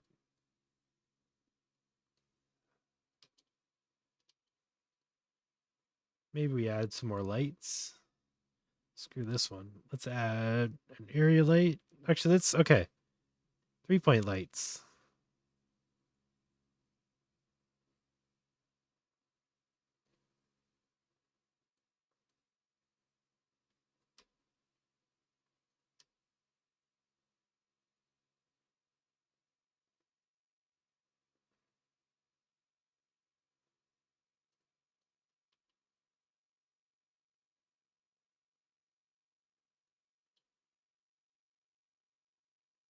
Make the lights spin.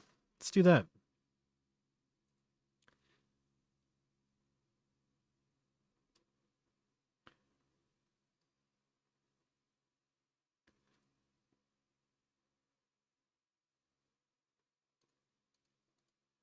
So I'm going to attach all of these lights to the Bezier circle I just made. And that's not going to work because they're already attached to. Never mind. We're going to leave this alone because it's got it. The tri-lighting has its own. The tri-lighting has its own nonsense going on. Yeah.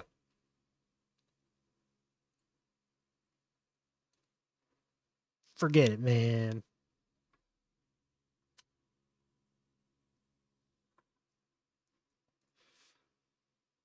This is creepy. I like how it's like breathing.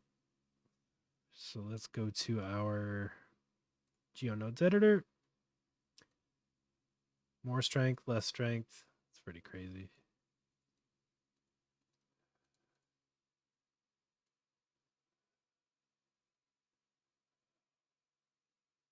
Interesting. I know that's a glitch, but it might make a really interesting AI animation. You know what I mean?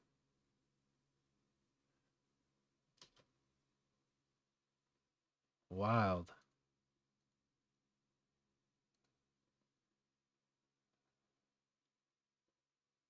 Yeah. Let's try that. And try it as a depth map. I'm trying to find the coolest angle. It's kind of neat.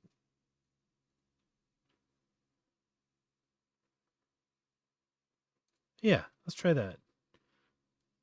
All right, point the camera.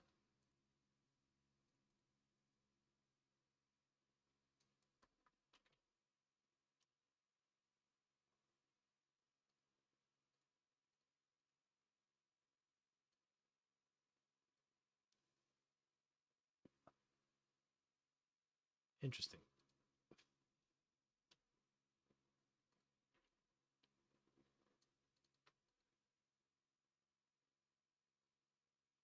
Creepy. All right, cool. What happens if I give it some more subdivision? Nice. Is that too much? Kind of.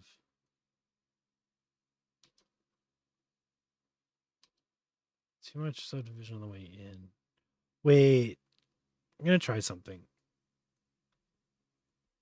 Dual mesh.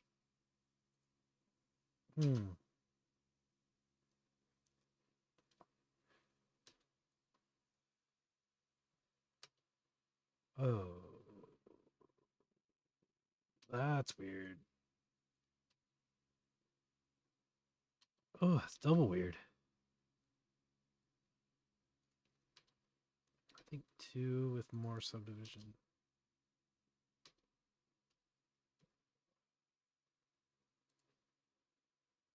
That should be fine. All right, let's render that.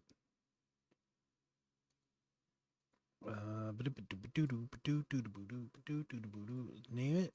See temp.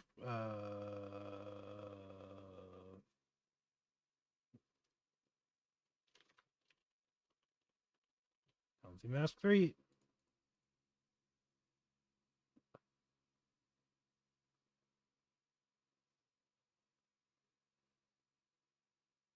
Well, it's gonna make a weird AI render, that's for sure. Wow. Okay, this is pretty freaking cool.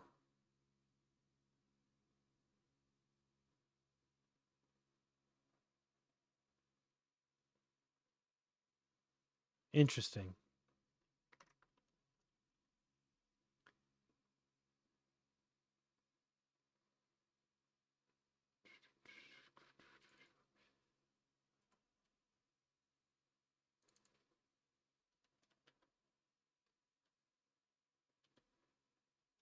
Find a good candidate for the next one.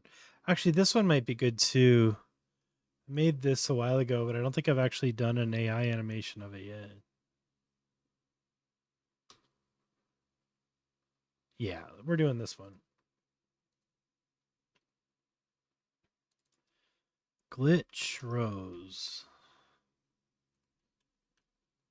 Okay, and then we're going to do a double speed. No, it's only 90 frames. We'll do it one. And I'm going to use a rose.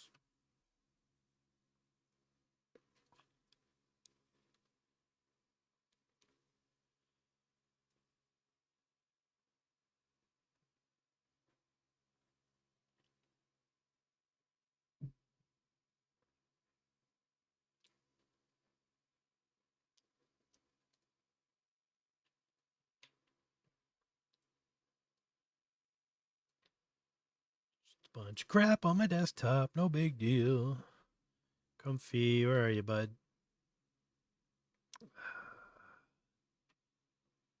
Come on, brain. There you are. Same browser. Okay. Should work.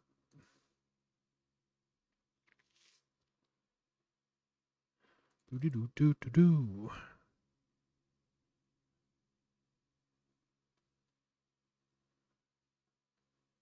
Yeah, that came out super cool.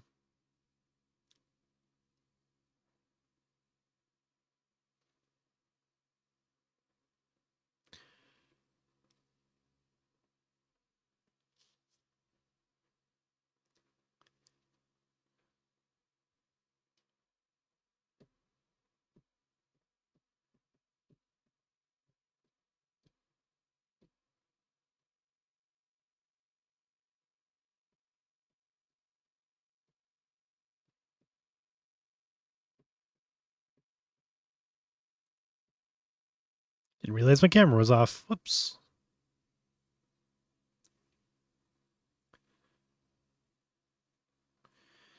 Yeah, I built a bunch of old new overlays and stuff because I got some guests coming on the podcast. Well, not podcast, whatever this is, live stream. Some guests coming on soon. Got Olivio Sarkos from YouTube. Some of you may know him. He makes awesome videos about AI like every friggin' day. We're going to chill and try out some comfy workflows. Make It Rad, he'll be here. I'll have Empress Trash on here, fantastic AI artist and just artist in general, and friend of mine from the NFT world. And who else? Oh, and hopefully Matt Wolf will be on the show too.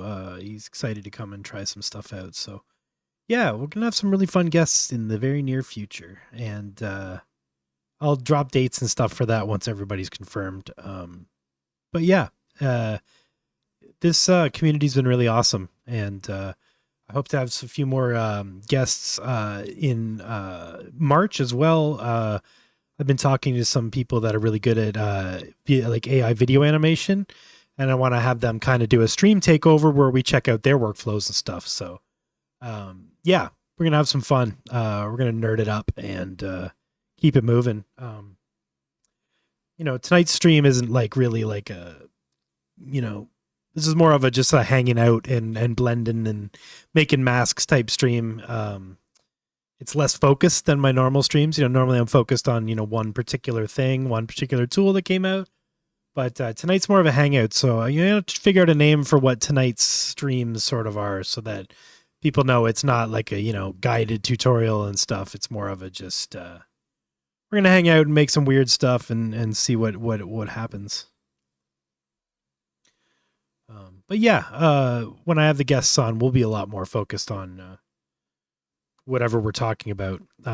My idea is to either talk about their workflows or talk about like fresh, exciting stuff that's just come out that we're all really excited about and dive in together, because like one of the main focuses of this stream is to show you like not to be scared of this stuff. It's not as terrifying as it needs to be. And you can break stuff and you can fix stuff, and like the process is not smooth. And like I've been doing this for literally years now, the AI animation, and like I still run into this crap. Like you saw me run into the walls of Blender. I've been using Blender for like 5 years.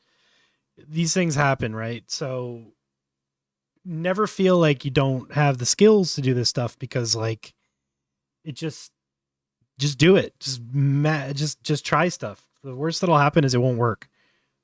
Which is frustrating, but it's not going to break anything.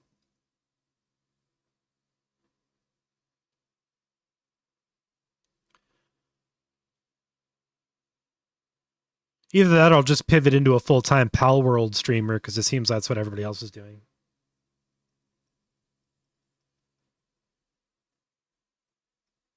Maybe I'll just play Pal World in the corner all the time while this is going and then get best of both worlds. Just really snag that engagement, Oh, yeah.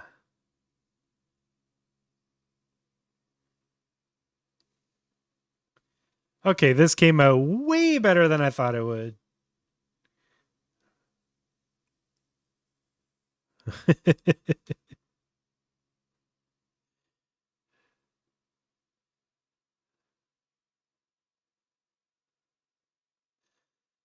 I don't want to get sued by Nintendo. Maybe we should make Pokemon ones.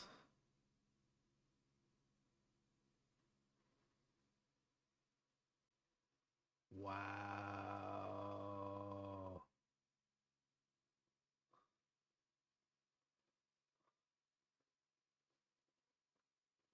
Cap the 40-year-old nerd game streamer market.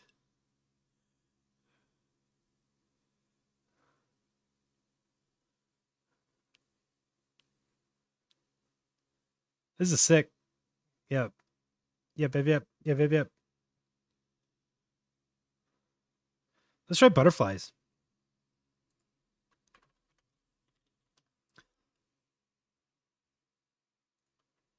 Maybe we can do a butterfly and let's try multiple IP adapters. IP adapterinos.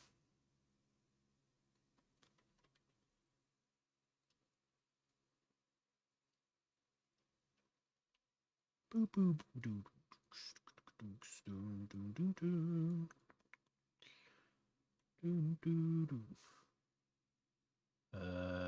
butterfly. Where did I put it? Oh, did I not download it? Oh, it's an AVIF. Gross. What about this blue one? JPEG, we win. All right, so we're going to try a rose and a butterfly. Butterfly rose. Hit it, baby.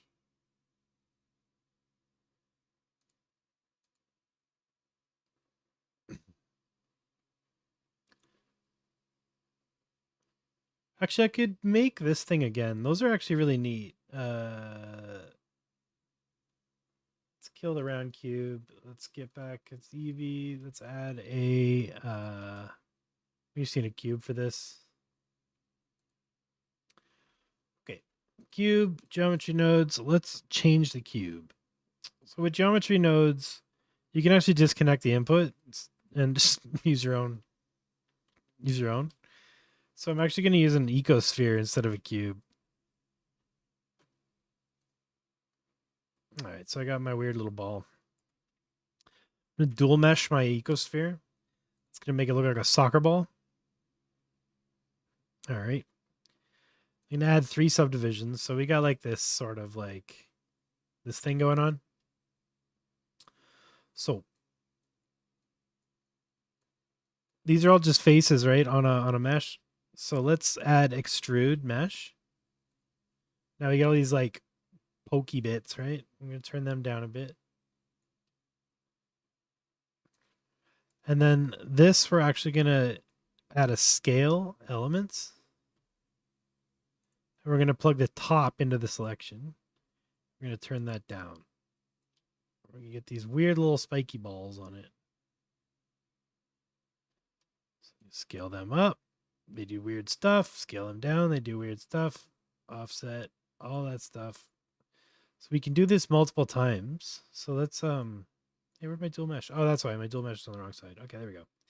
Wonder why I look like shit. All right, there we go. Yeah.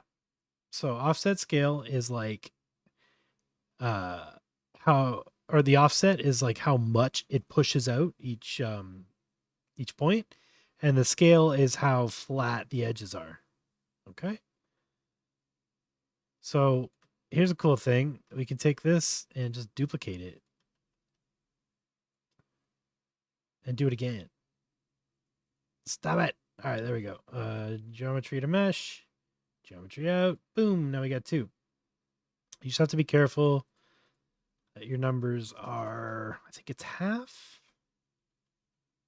or is it double? I forget. Just slide them around until they look cool.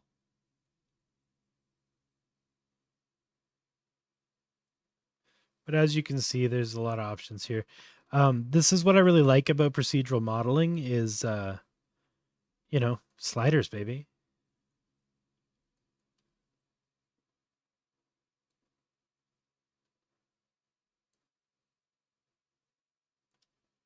That's kind of cool.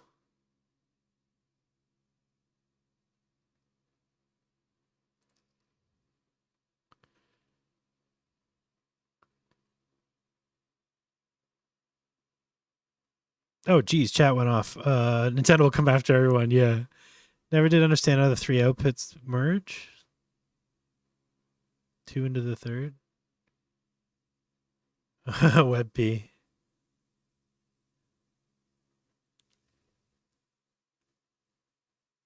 Yeah, 4D shapes. Yeah, so these are cool. And then what else can we do? Let's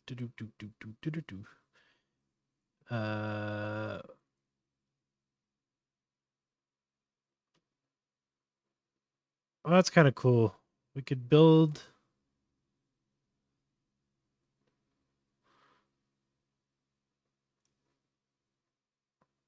that might be a cool animation too. Some kind of Lego-y type thing.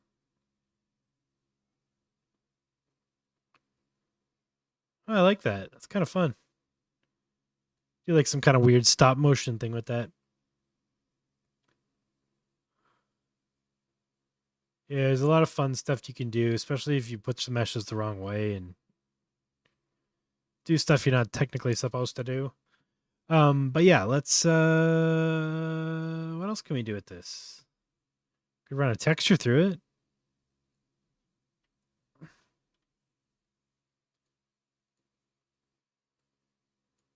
So there's 2 ways to do this. We can actually do it later or we can do it earlier. I kind of like doing it right here. I'll show you the difference. So let's add a wave texture. Okay, let's move the scale of the wave texture way down so that we get, yeah, something blibby blabby wibbly wobbly. Turn the strength down to like 2.25. And we're going to just wiggle it. All right. So what do? I go to the end, add negative tau and hit I, and then scub. Oh, wait a minute. I think Comfy is doing something. It's done. Oh, look, they're little butterflies. Oh my God, that's cool. Wow. So you could like probably dial that in even better. Say like, I want this like 0.7 and this like 0.9.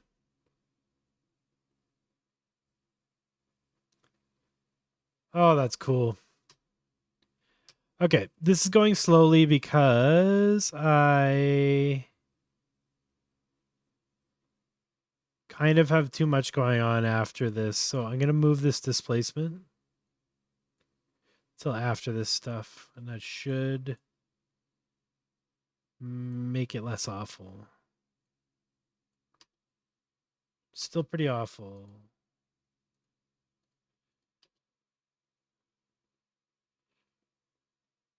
Huh.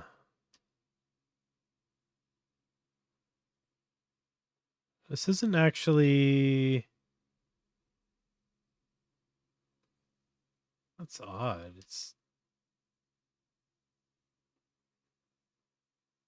I shouldn't be running this slowly.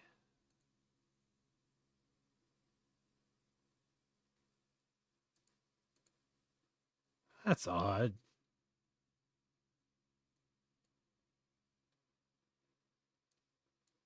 Is it this? It's not the second.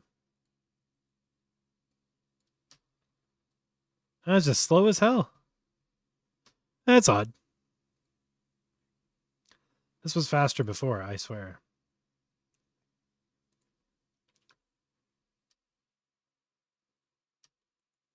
Did I break something?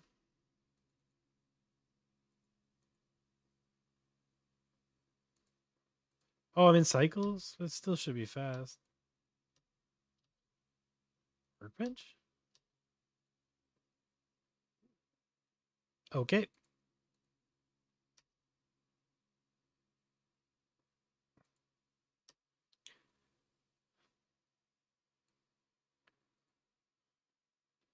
This stuff's so fast. Yeah, okay. Strange. All right, whatever. Screw it.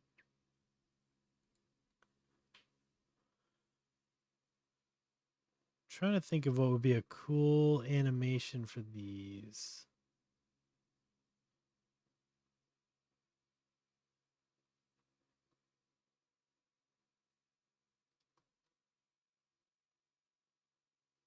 Did I run this? No. Okay, instead I think I'm going to run this other mask that we made. Comfy Mask 3.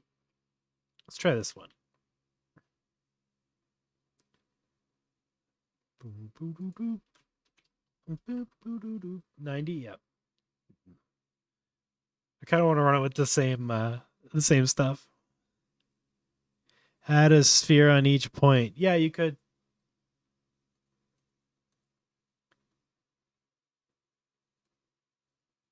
Yeah, you just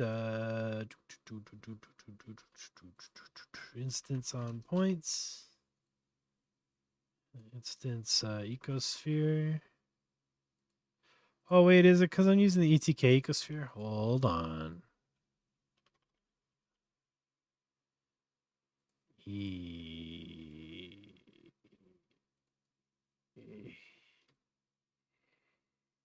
What is going on here? What the? What did I break? Oh, it's just this. That was right. I'm just dumb. Okay, so back to you.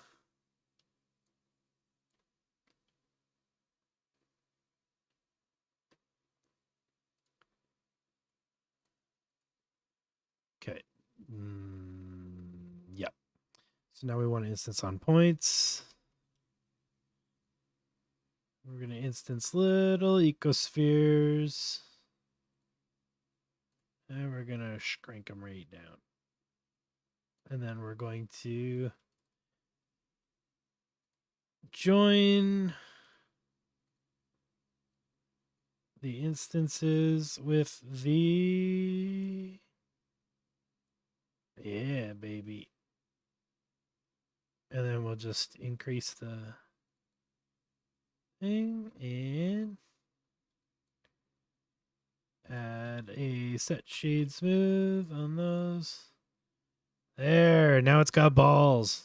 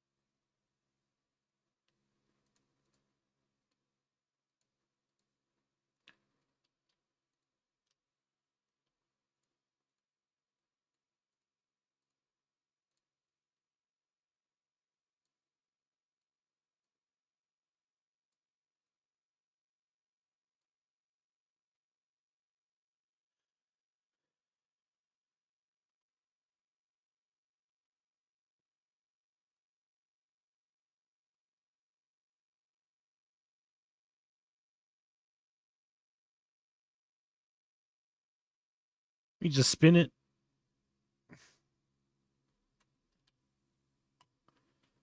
Oh no, Blender's just straight up moving slow as hell. Okay, I'm gonna save this. Ecosphere nonsense. Yeah, Blender's just losing its mind right now.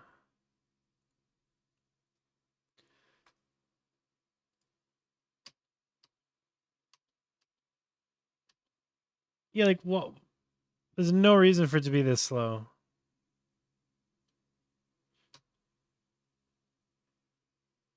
I think I'm gonna leave Blender alone while this is rendering. I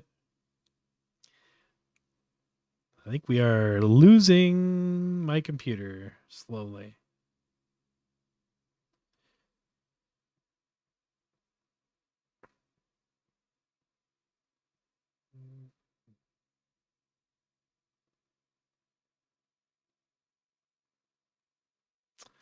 Doo-doo-doo-doo-doo.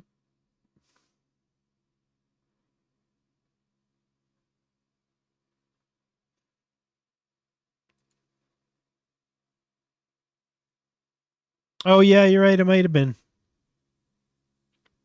Might have been. I'll check that after.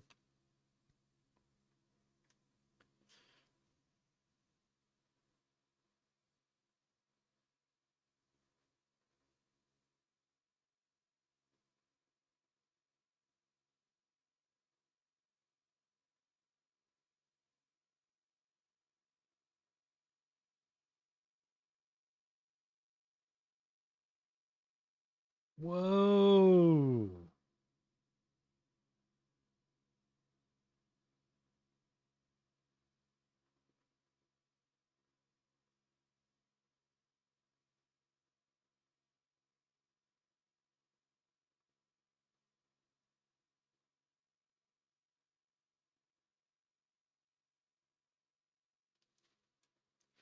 Yeah, it was probably the real-time compositor stuff.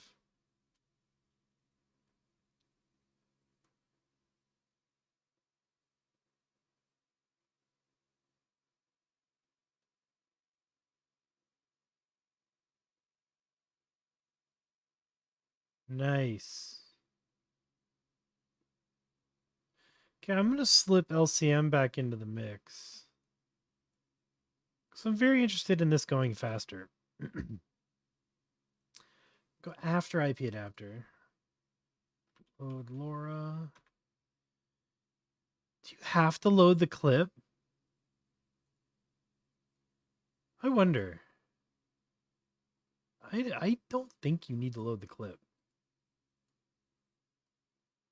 Maybe you do. Let's find out. LCM. All right, baby. LCM. Let's go 4 steps just to test. Hit it, baby.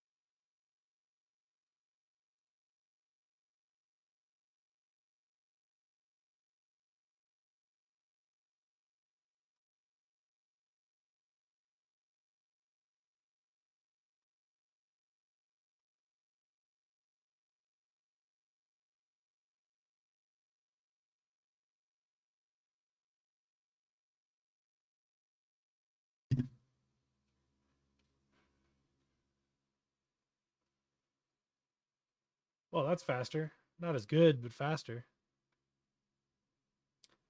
So there's an idea I had last night because like LCM has crappy backgrounds, just does. I was using RemBG, like the remove background thing. And it worked really well. But it takes too long. So I'm trying to figure out a really cool way of just pulling the subject out like quickly. And then maybe dreaming a new background and putting the subject back on top of that background, because like, yeah, the LCM backgrounds always look like this. It's just like blurry and weird. Maybe it's the ControlNet. Let's try this kind of looks like a depth map, so let's try like the depth ControlNet and see what happens. Nice and fast iteration with LCM.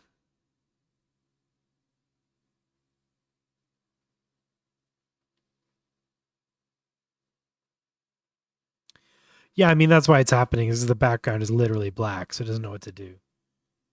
There's zero information there.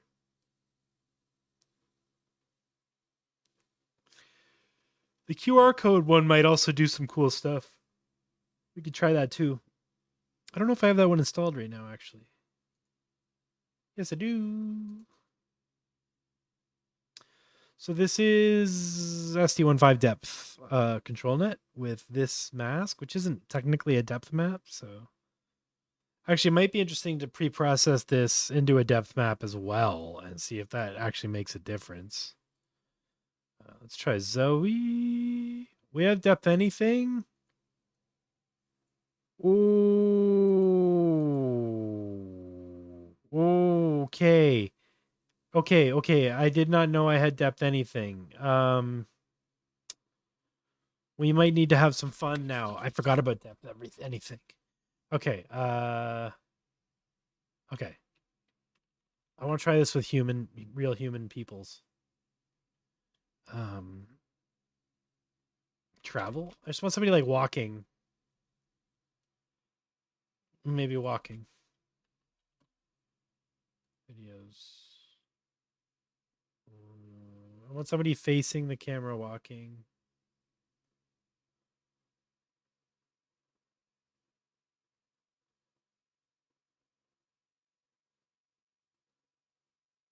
That may work.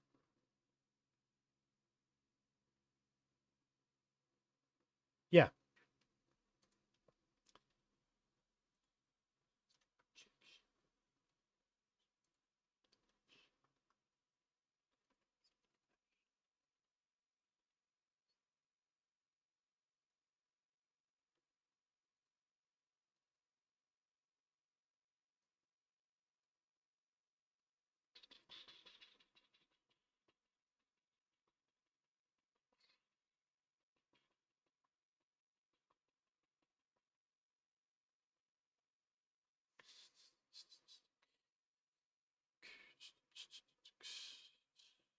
.512 by question mark by 512 is the long width. Yeah.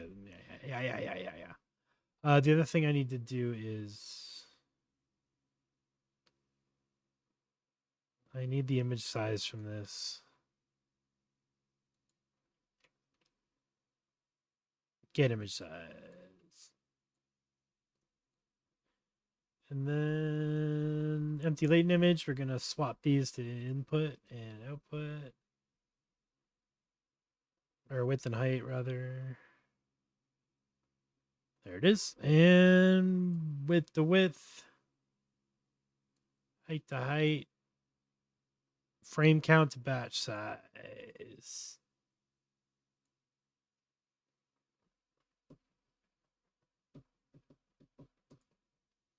We'll just try 64 frames to test. Same settings.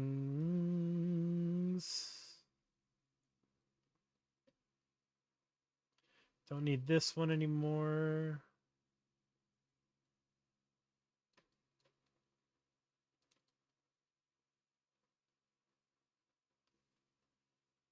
Oh, I set it up for the... Okay, I'm going to remove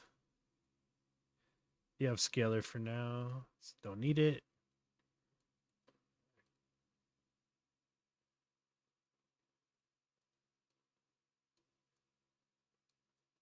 I added it to the upscaler, not the regular one. All right, that should make more sense now.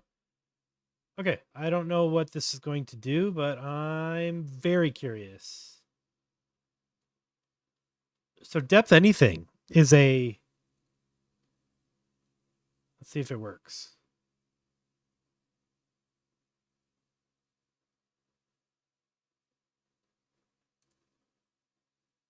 So depth anything is a new depth map preprocessor built by TikTok.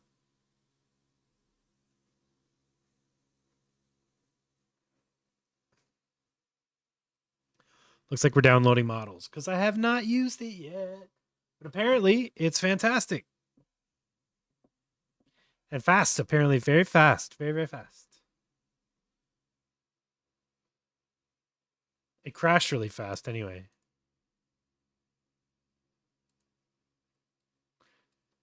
Let's have a think about that. Is outdoor 512. Maybe it needs to be square.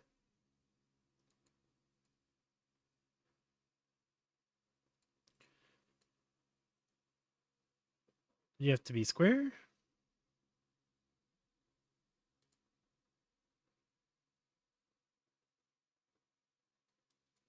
Why was it mad?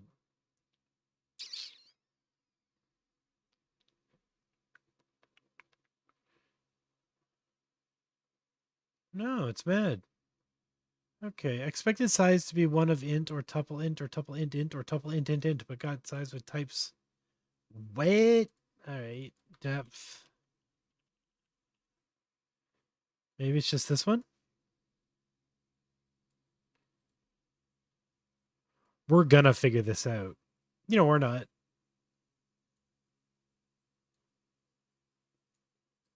But we will try. Mm-hmm.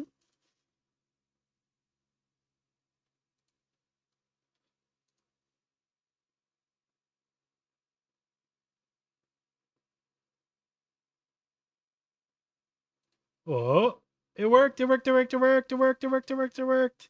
Look how good that depth map is. Oh my god. Oh, that was fast as hell too. Holy shit. Okay, so we might have to do some extensive depth anywhere testing tonight. Time is it? Oh, 10 to 9. All right, let's keep kicking.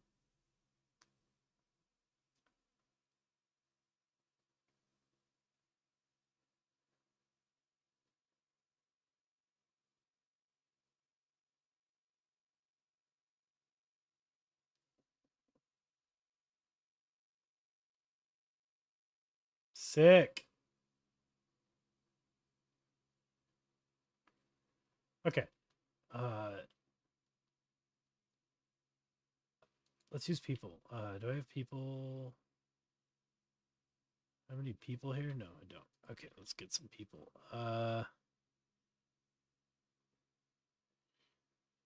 Let's try stock photo man office.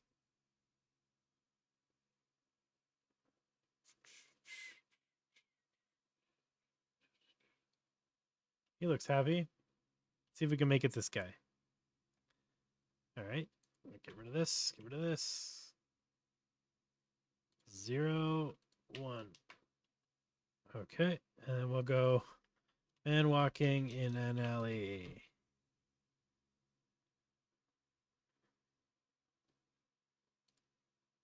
Okay, let's see if we can make it this guy.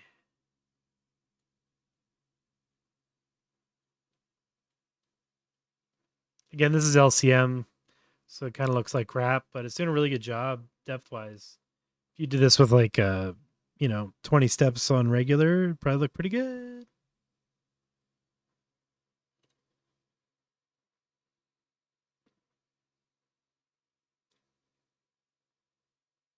It's really focused on the subject because it's for TikTok.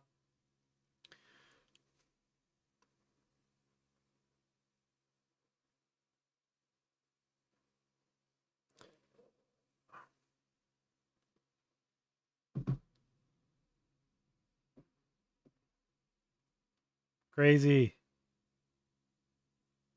Okay.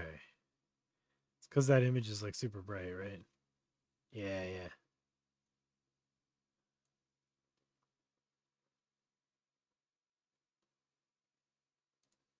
Oh yeah, I wonder if there's it's a good point.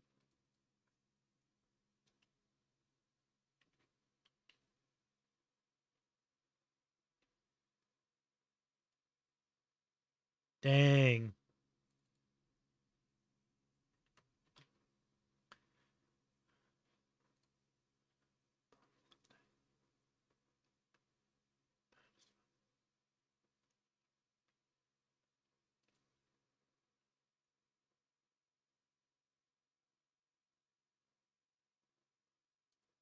I gotta know what it does with this smoke. I love this clip too.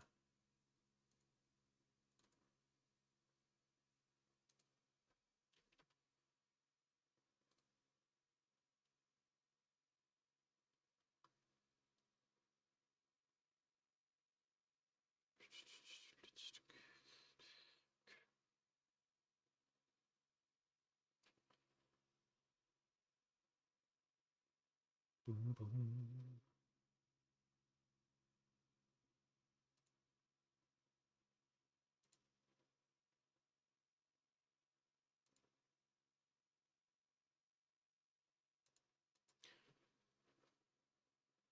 Whoa. Good job. Holy cow.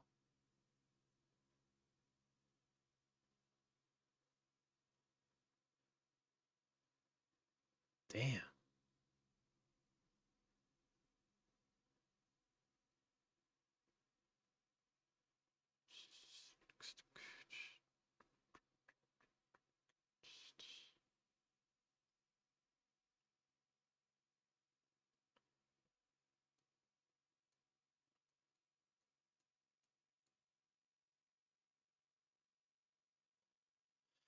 So then what if we use this with the wrong control net? Like the one we were using, LooseControl.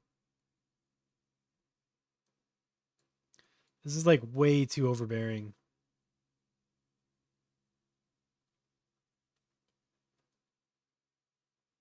Yeah, this is too overbearing. Mr. Bean? Why not? That's actually going to be too bright too, I think.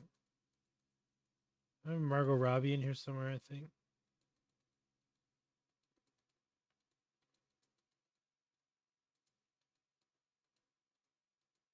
Sweet Baby Ray's.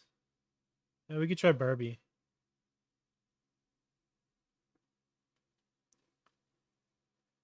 Yeah, that is brutal. All right. We're actually gonna go full on that.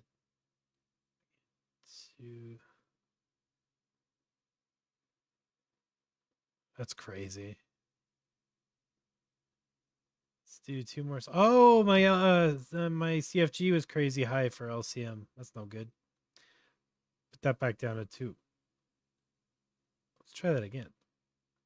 So hopefully this will be Mr. Bean. Mr. Bean spraying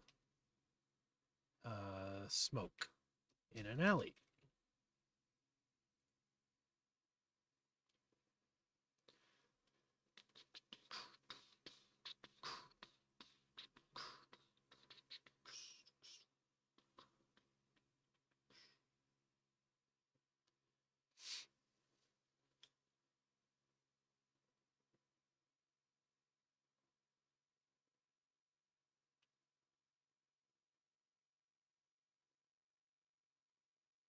Wait, did I change it to Mr. Bean or Barbie?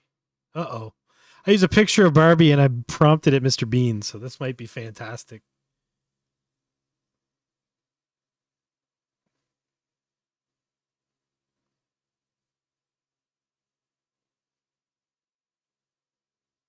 Let's go, Mr. Bean in a Barbie dress. Let's go.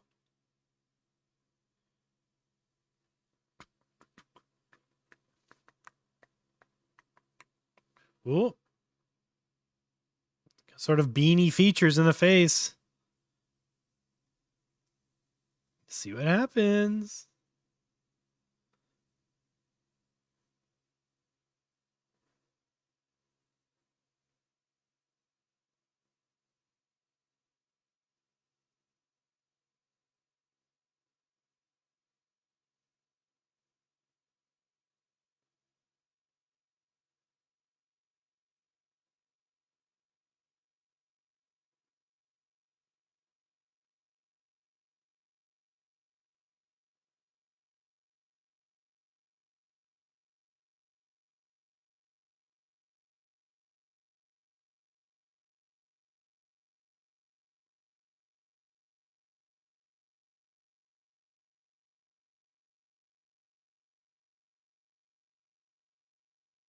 Ooh. Oh, that's cool as hell.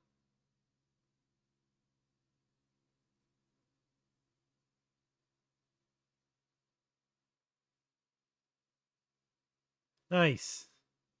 Okay, let's try Barbie this time. Barbie spraying smoke in an alley. That's so cool. Okay, that's at 100%. That's at 100%. Yep. Nice. You.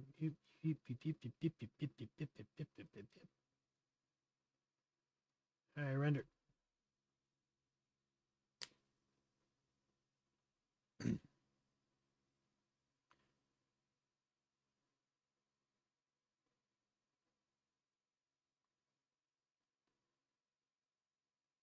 Crazy. Now, now I'm curious. Okay, I'm gonna try something else.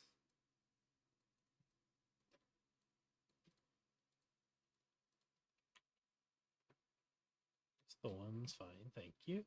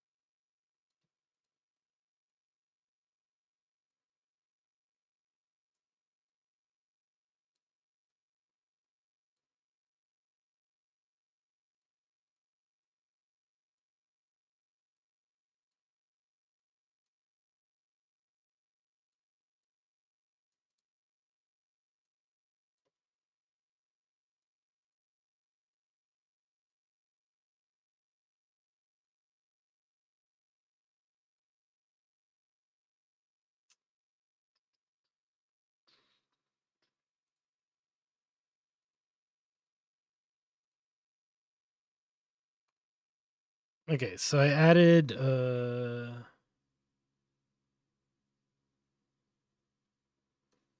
yeah. So I added OpenPose as well.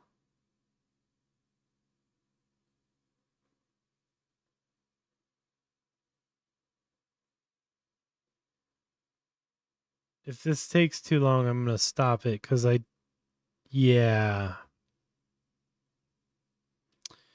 Bummer. I swear, this ON and X stuff only works for one thing at a time. Can I stop this? So, okay, the problem here is my ON and X stuff is broken, so it's using the CPU to do the depth pose, the open pose estimation, and it's going to take like 10 minutes to do it when it's a literally like a 30-second at the most job on the GPU, but it's just more comfy environment crap.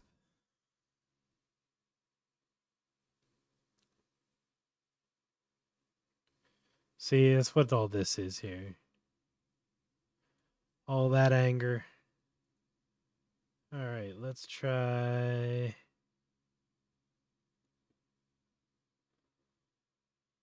Stop. All right, screw it.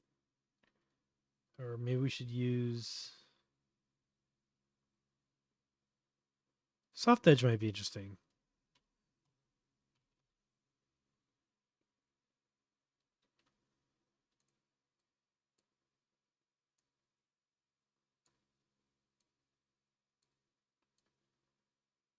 Let's see what that does. So this will do soft edges as well as the depth anything.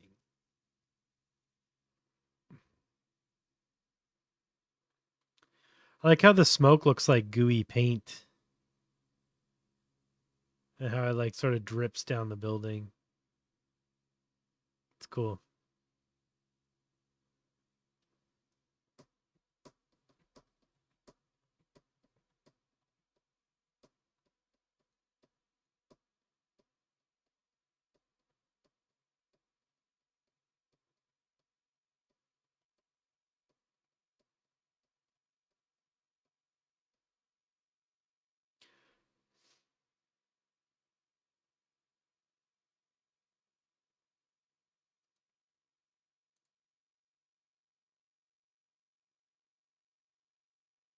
Hey, Biddy.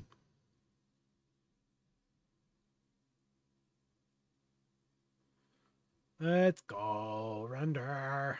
What do we got? 2 minutes? Not bad. So we'll see what this does. It might add some detail to the edges. It might make it look like crap. You never know. What I'm trying to do is enforce the outfit a bit here because like it sort of understands, but it's sort of making the dress from the IP adapters, and then it's sort of like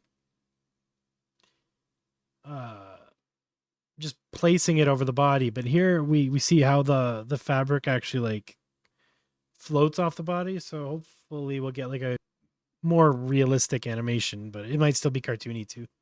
Who knows? But yeah, mixing control nets is super powerful. You can also control or change the amounts that the control nets take over. So if it's too much, we'll back it off and see what it does.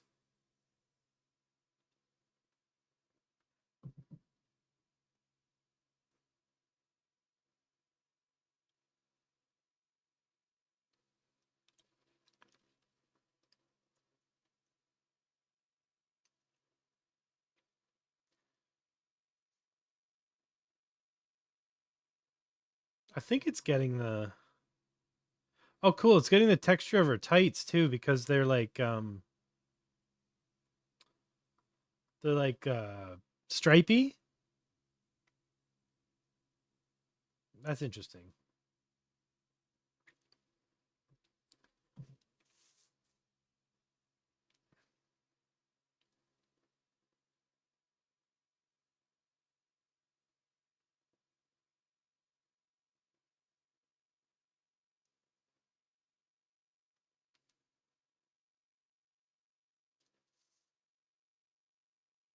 My guess is the face is going to be totally messed up. Oh, that's pretty cool. It's really doing the smoke well. Holy. Damn. Now I'm curious.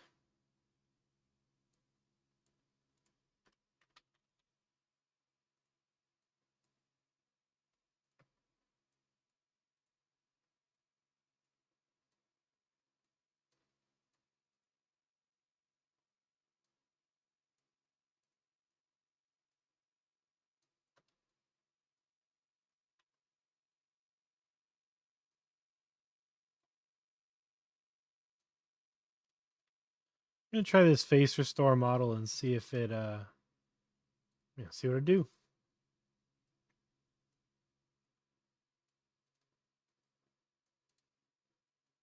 Okay. This should just do the face model. Yeah.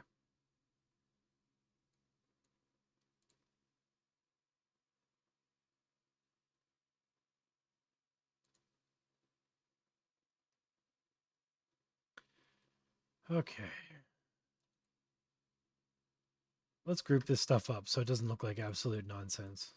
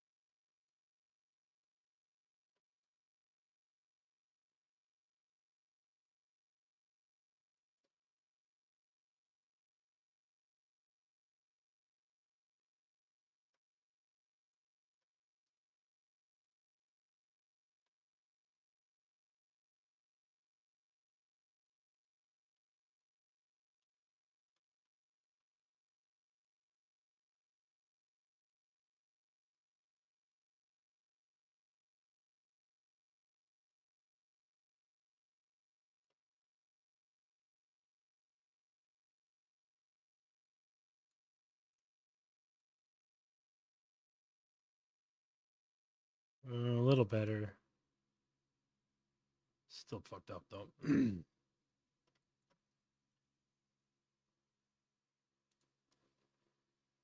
it even better?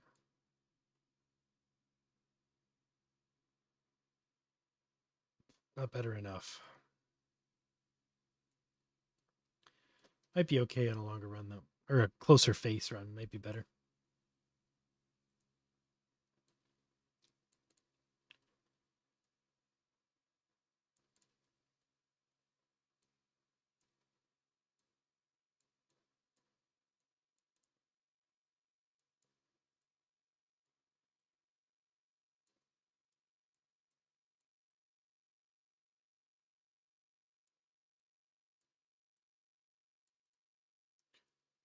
Okay.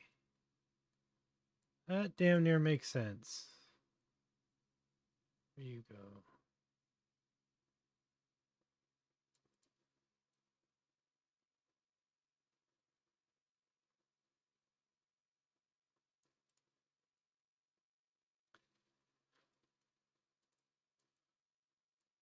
These are ugly, but they almost make sense. Okay. So checkpoint, this is IP adapter. This is AnimateDiff. Whoa, get back here.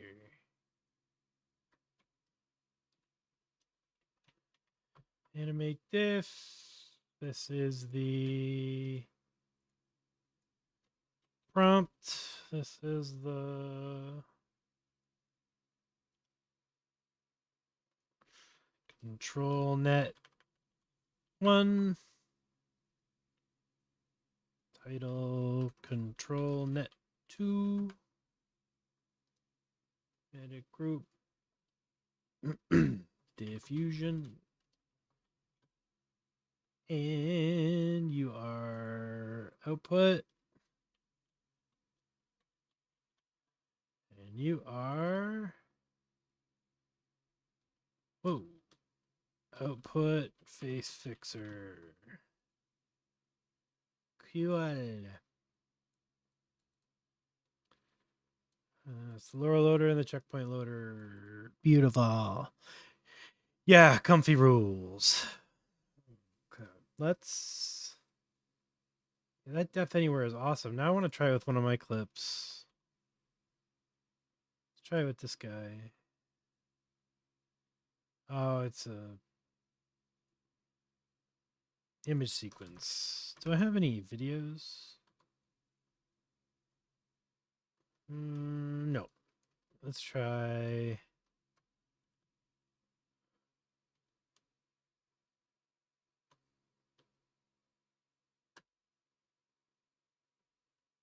This one might be cool.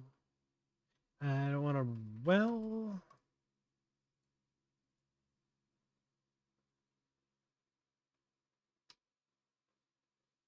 No, it's too gurgly. Too burbly. It's like a depth map of.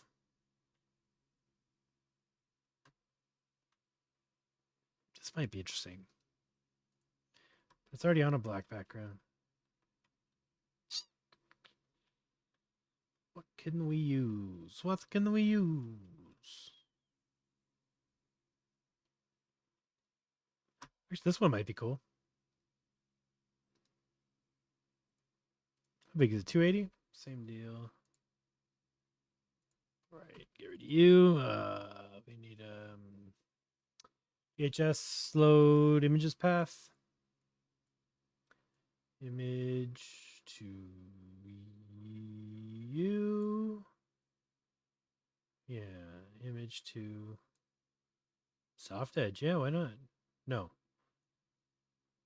You, and then you go to the thing. Yeah. You go to the thing. Depth, you're fine. Boo, boo, boo, boo.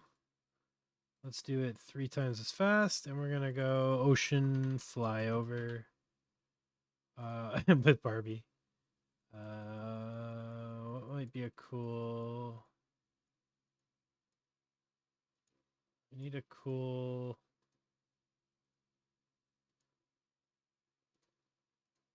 I don't know. So much damn. Oh, we could do the mushrooms again. Mushroom ocean flyover. Okay, and then you go in here. Width and height come from there. Get image size comes from here. Except we're going to resize. Yeah, this can't force, so we're going to resize the image. Yes. And that will go into the image size. Actually, I don't even need this node anymore. Width to width, height to height. Excuse me. Width to width. Height to height. Yeah. And we're going to crop. We're not going to keep proportion. Well, that's squish it or crop it. I forget now. I think it squishes. So I guess we'll keep proportion. Yep. Screw it. This image goes to the preprocessors. All right.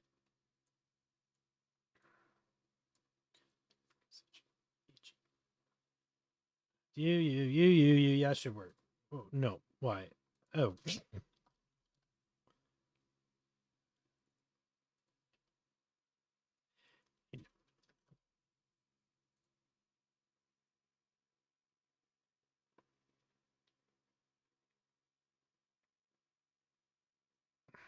This should work.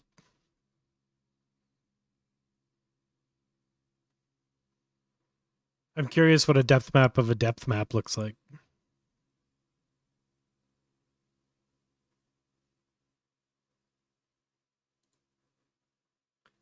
Oh.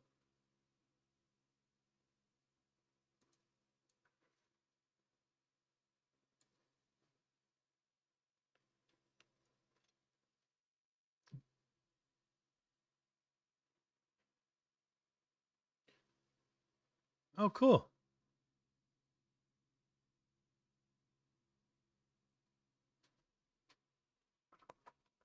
This should be interesting, especially with the mushrooms.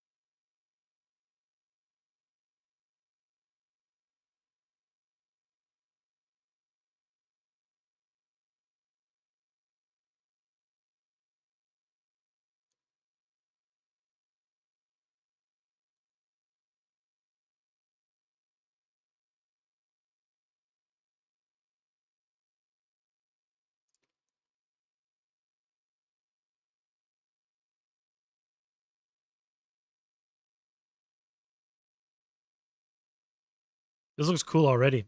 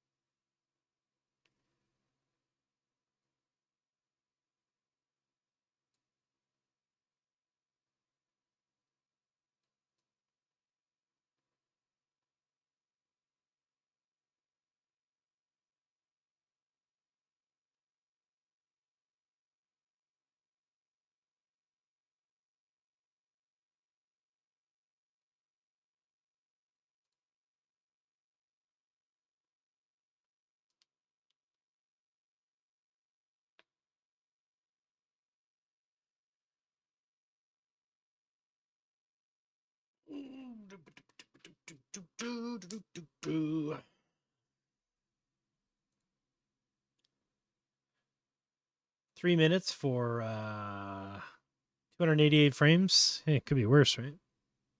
Wait, no way it's 288. Did I not do it at 3 times the speed? Oh, shoot. What are you plugged into? And the height plugged into the batch size.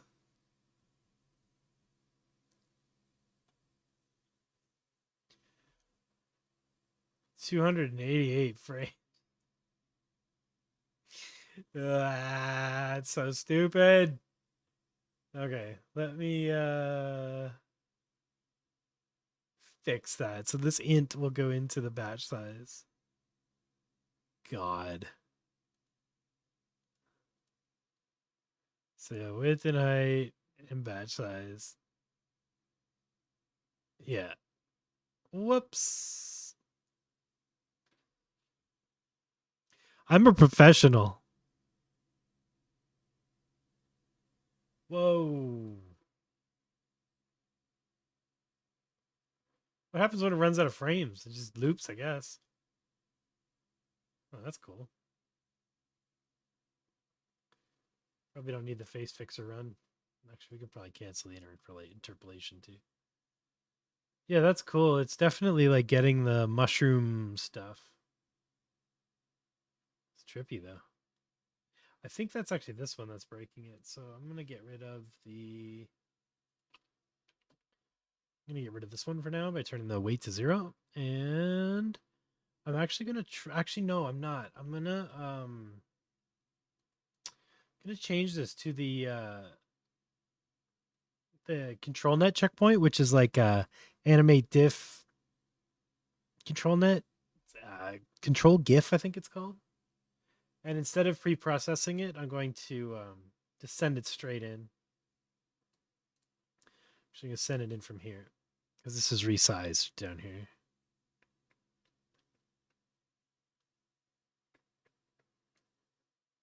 Okay, and so we're going to generate a depth map, which we did, and then we're going to do just straight video straight in. ADIF ControlNet. We're going to do the actual amount of frames, which should be much faster. And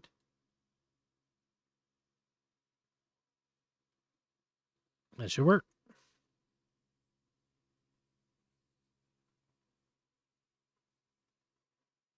Yeah, that's way faster.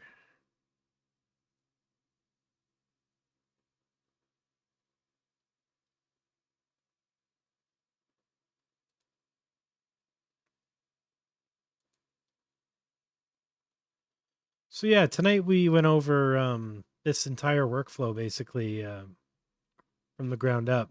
If you want to learn how to do it, you can go back and watch the video and follow along, or just hit me up in Discord if you want this workflow. But it's pretty similar to the ones we make pretty much every week. You can use IP adapters to imply a style on an animation and use a loop or any input footage as ControlNet footage and make yourself some cool AnimateDiff videos. It's basically my main workflow for exploring what these ControlNets do and how they operate. This is pretty cool. We've lost the mushroomnosity of it, but maybe not. I kind of see it. And, I don't know which ControlNet is, fighting harder. So turn this one off and just see what the depth does. Turn depth off and see what just the ADIF ControlNet does. Run them. That's pretty cool.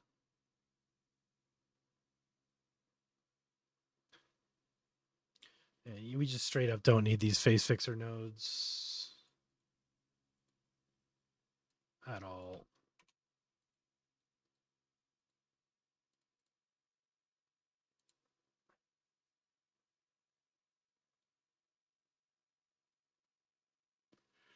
So the first run will be full strength on the depth, and then the next run will be full strength on the ControlNet, like ADIF ControlNet. We'll see what they do. So this is the depth run right now.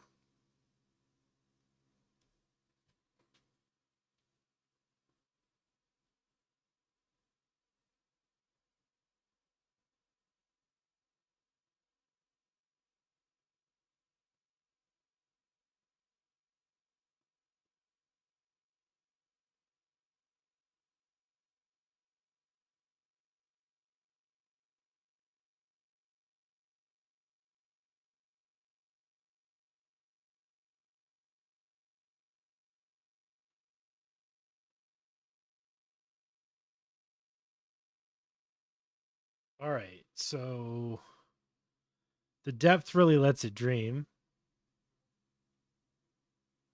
I like that. Definitely looks like mushrooms. So that was with depth at 100%, and now this next run will be with ADIF at 100%. The ADIF ControlGIF ControlNet.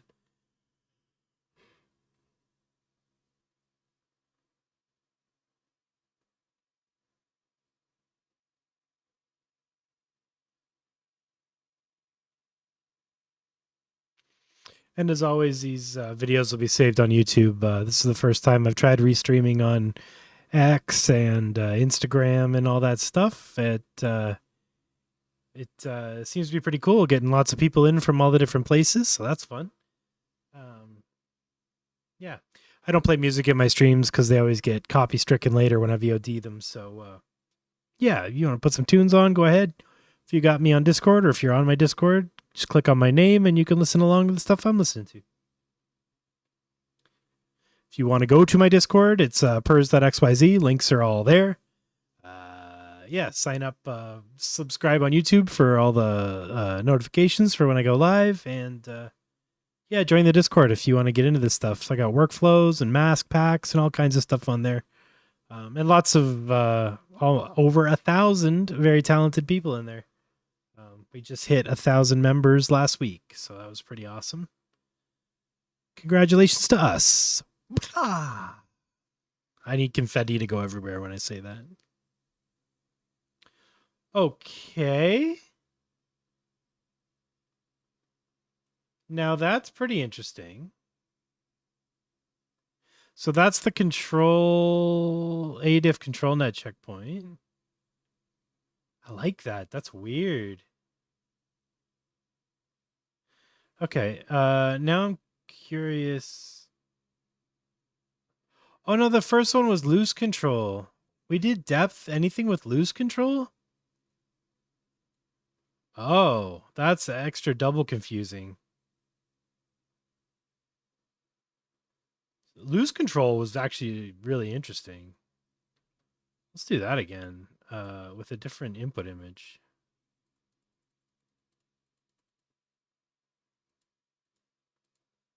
Try like one of these guys. I don't know what it's going to do. Claymation workout.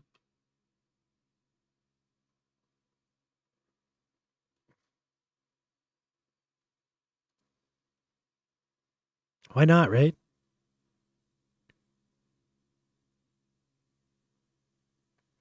Take it easy, Corey. Thanks for hanging out, buddy.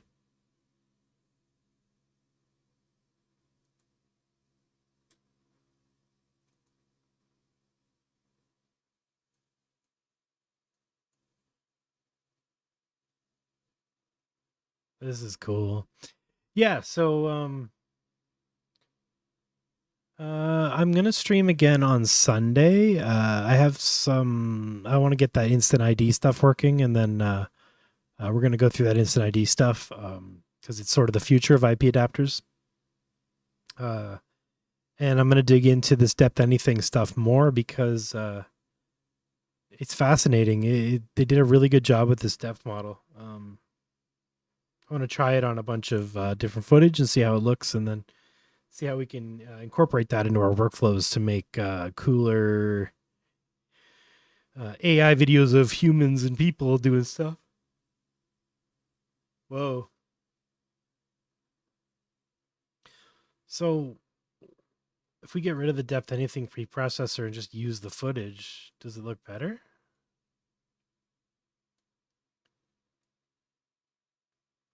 Or are we getting... Oh, I know what's happening. We don't want to resize. We want to crop. Yeah.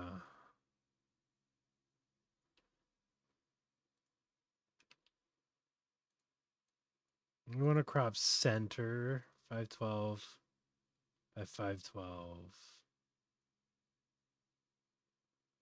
Do we want to resize it first, though?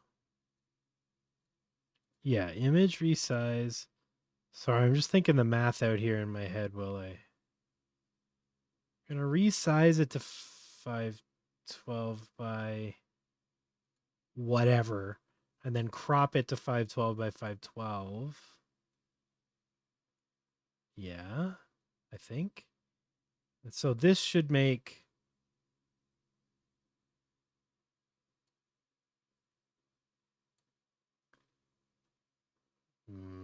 square videos?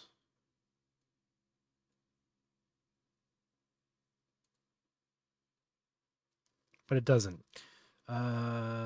Keep proportion true, and then you center. That's odd.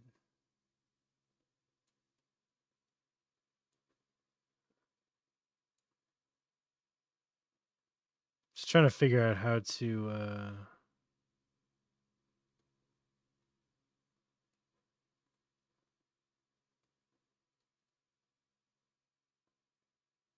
yeah, what the hell?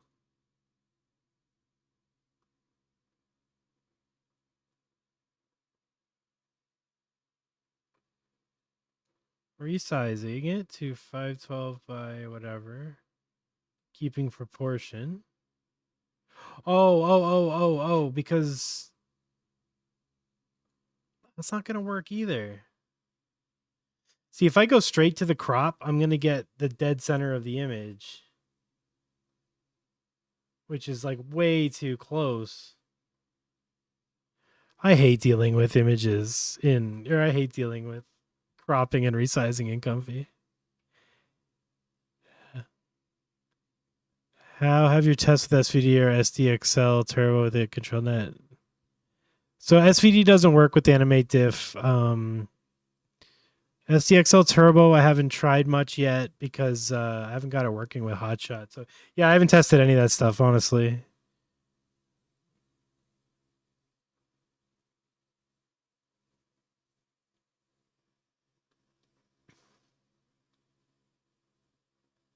Wait, what the?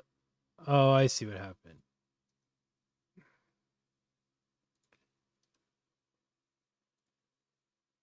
Five 512. This is gonna be a weird one. Aspect's all wrong.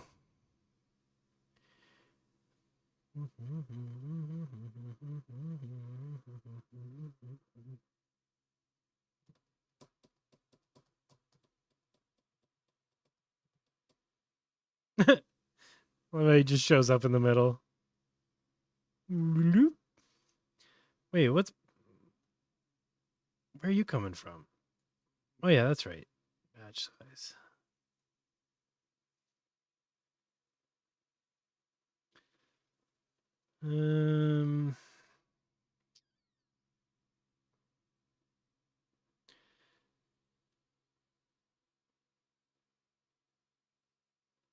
I guess I could just 1024 by 1024 and then scale her down.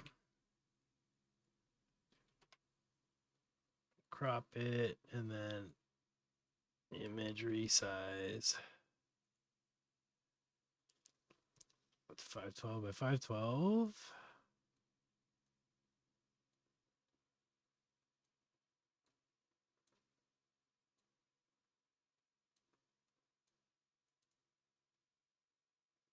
Better? Yeah, that's better.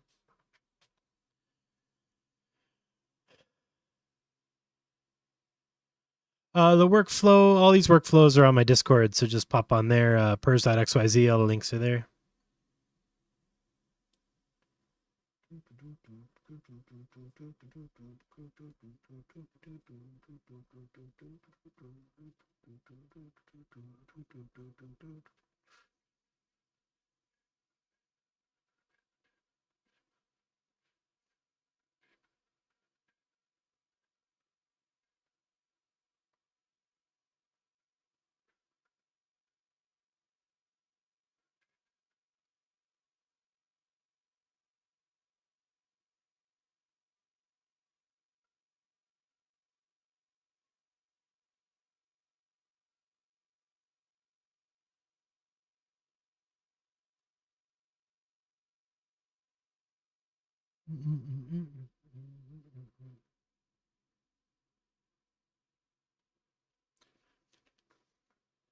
Should probably change the IP adapters from that stupid claymation dude. And try the robots. Pictures of Jeff, Mr. Bean. Oh, yeah, right on, Biddy. Have a good night. Thanks for hanging out.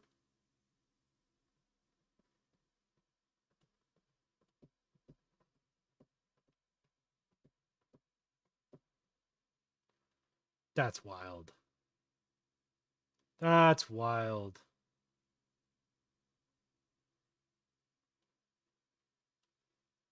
Crazy. Mr. Bean.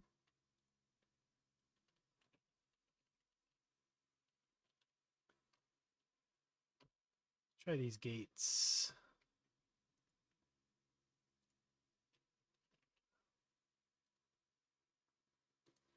With a video game. I think I have... Ooh, Mario Kart. That might be cool. I have some old school video games in here, too.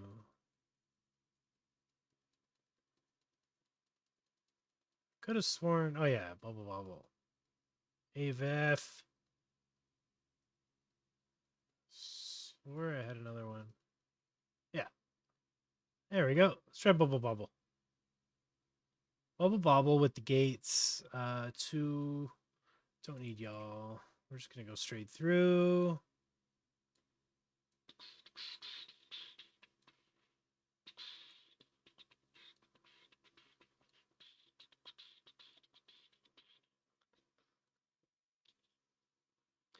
Not Mr. Bean. Nintendo video game, 8-bit, pixel art. Let's try that. Oh, let's even try Bobble.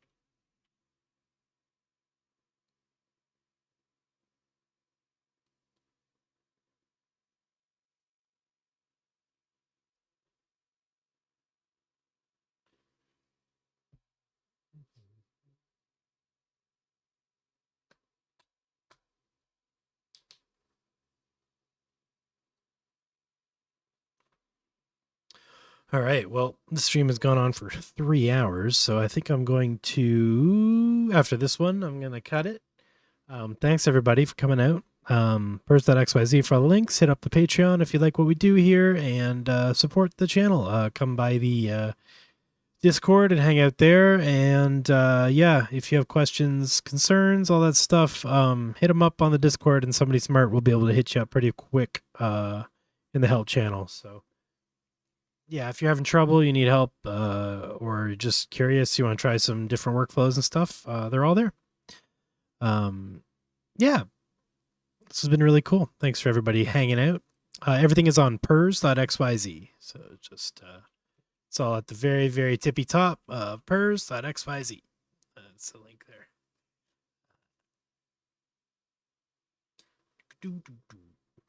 I don't think I can actually type messages on X. Yeah, read only. I'm using a restream for this. But yeah, it's just pers.xyz. Links in the bottom right corner of the screen there. Pers.xyz.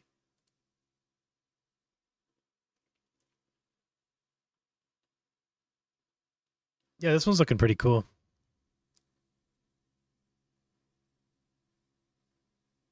And if you like the masks, you want to try the masks out, I have a bunch of mask packs in the resources channel. You can download those and play with them. ControlNet masks. Oh, yeah, here we go. Yeah, that's pretty sick.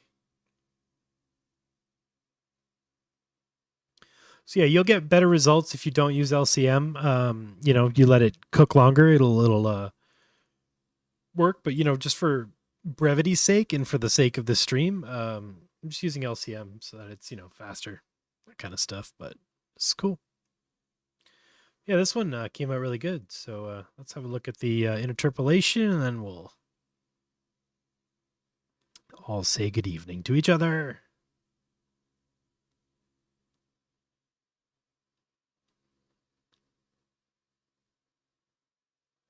That's really cool.